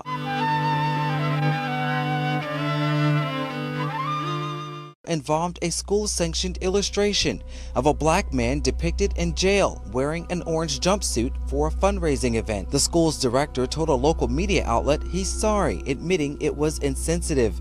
However, another incident sparked more controversy at Skyview High School in Smithfield, Utah, just 2 weeks ago. 2 students showed up on Halloween. One was dressed as a basketball player in blackface, and another was dressed as the KKK. That same day, the school district invited Jacqueline Thompson to facilitate diversity training.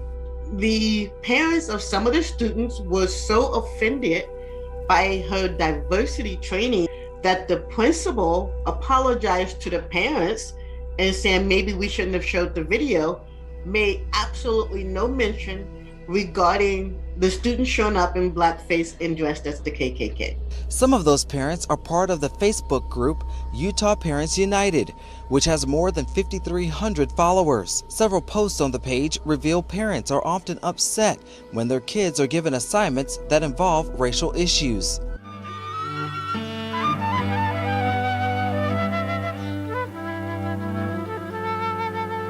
Race is just a concept. It's not rooted in science whatsoever.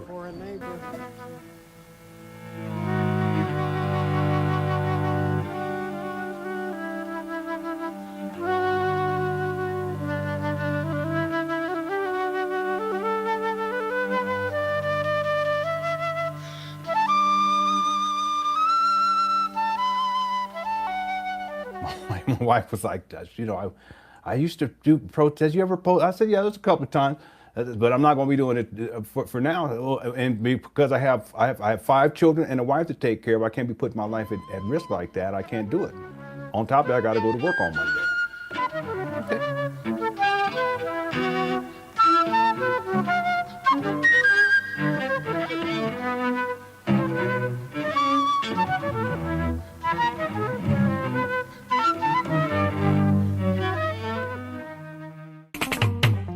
Get up, stand up.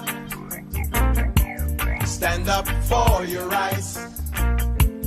Get up, stand up. Don't give up the fight. Get up. A demonstration underway right now on the steps of the West Jordan City Hall. A group of mothers and their children calling out racism and speaking for social equity.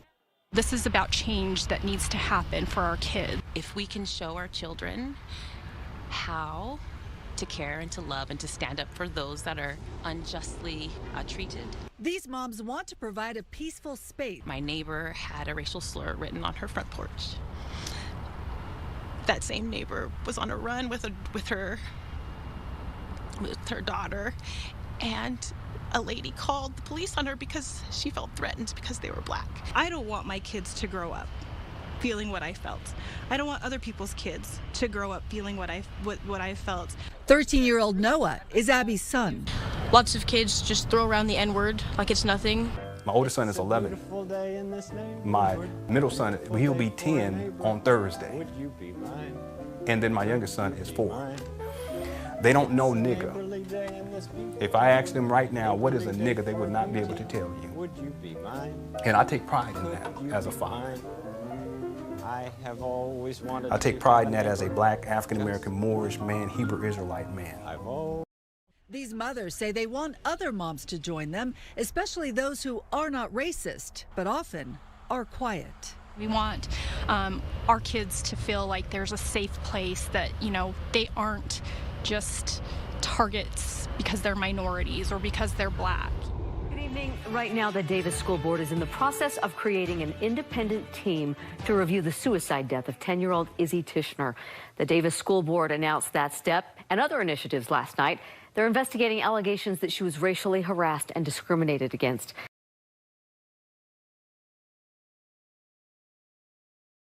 Those allegations are apparently nothing new for the district. The Department of Justice issued a scathing report last month about a culture of racism.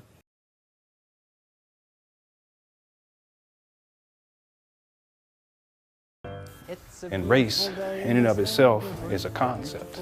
That's all. It's a concept. It's not backed by scientific evidence or proof. In other words, there are no racists. There are simply human beings. There's a human species. Now, just because some fool about 400 years ago. We've got to begin to move and analyze it systemically, institutionally, and how we begin to make this a safer world for people who are vulnerable. Mike Anderson, KSL 5 News.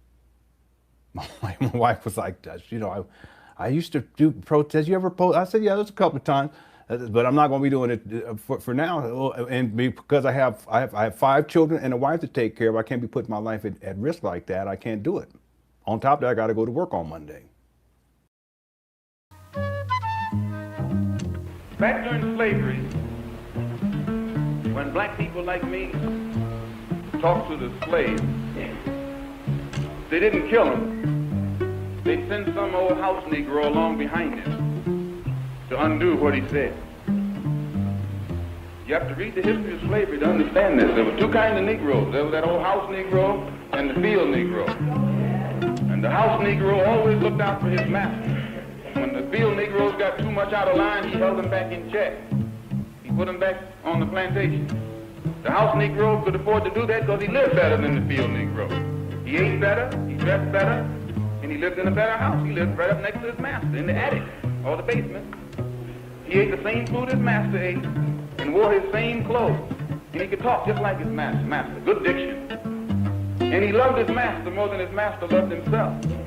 That's why he didn't want his master hurt. If the master got sick, he'd say, "What's the matter, boss? We sick?" When the master's house caught a fire, he'd try and put the fire out. He didn't want his master's house burned. He never wanted his master's property threatened. And he was more defensive of it than the master was. That was the house Negro.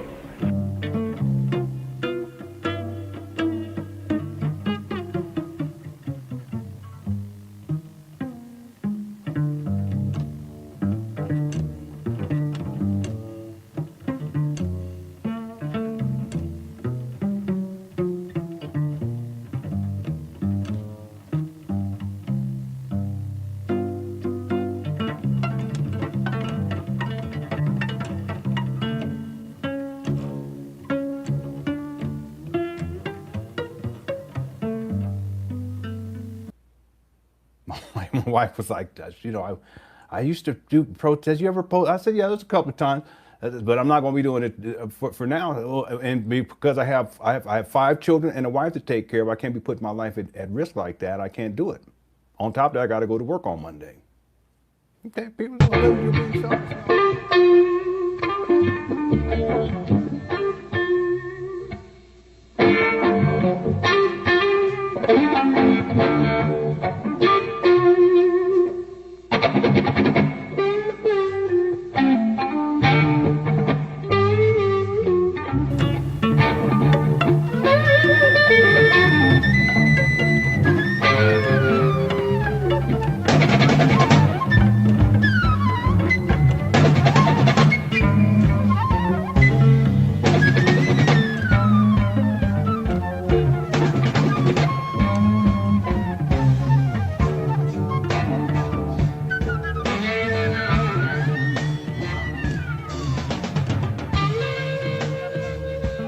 Peace out, everybody. Hey, fun fact, that's Lennon Island's flute teacher right there. I'll see you next time.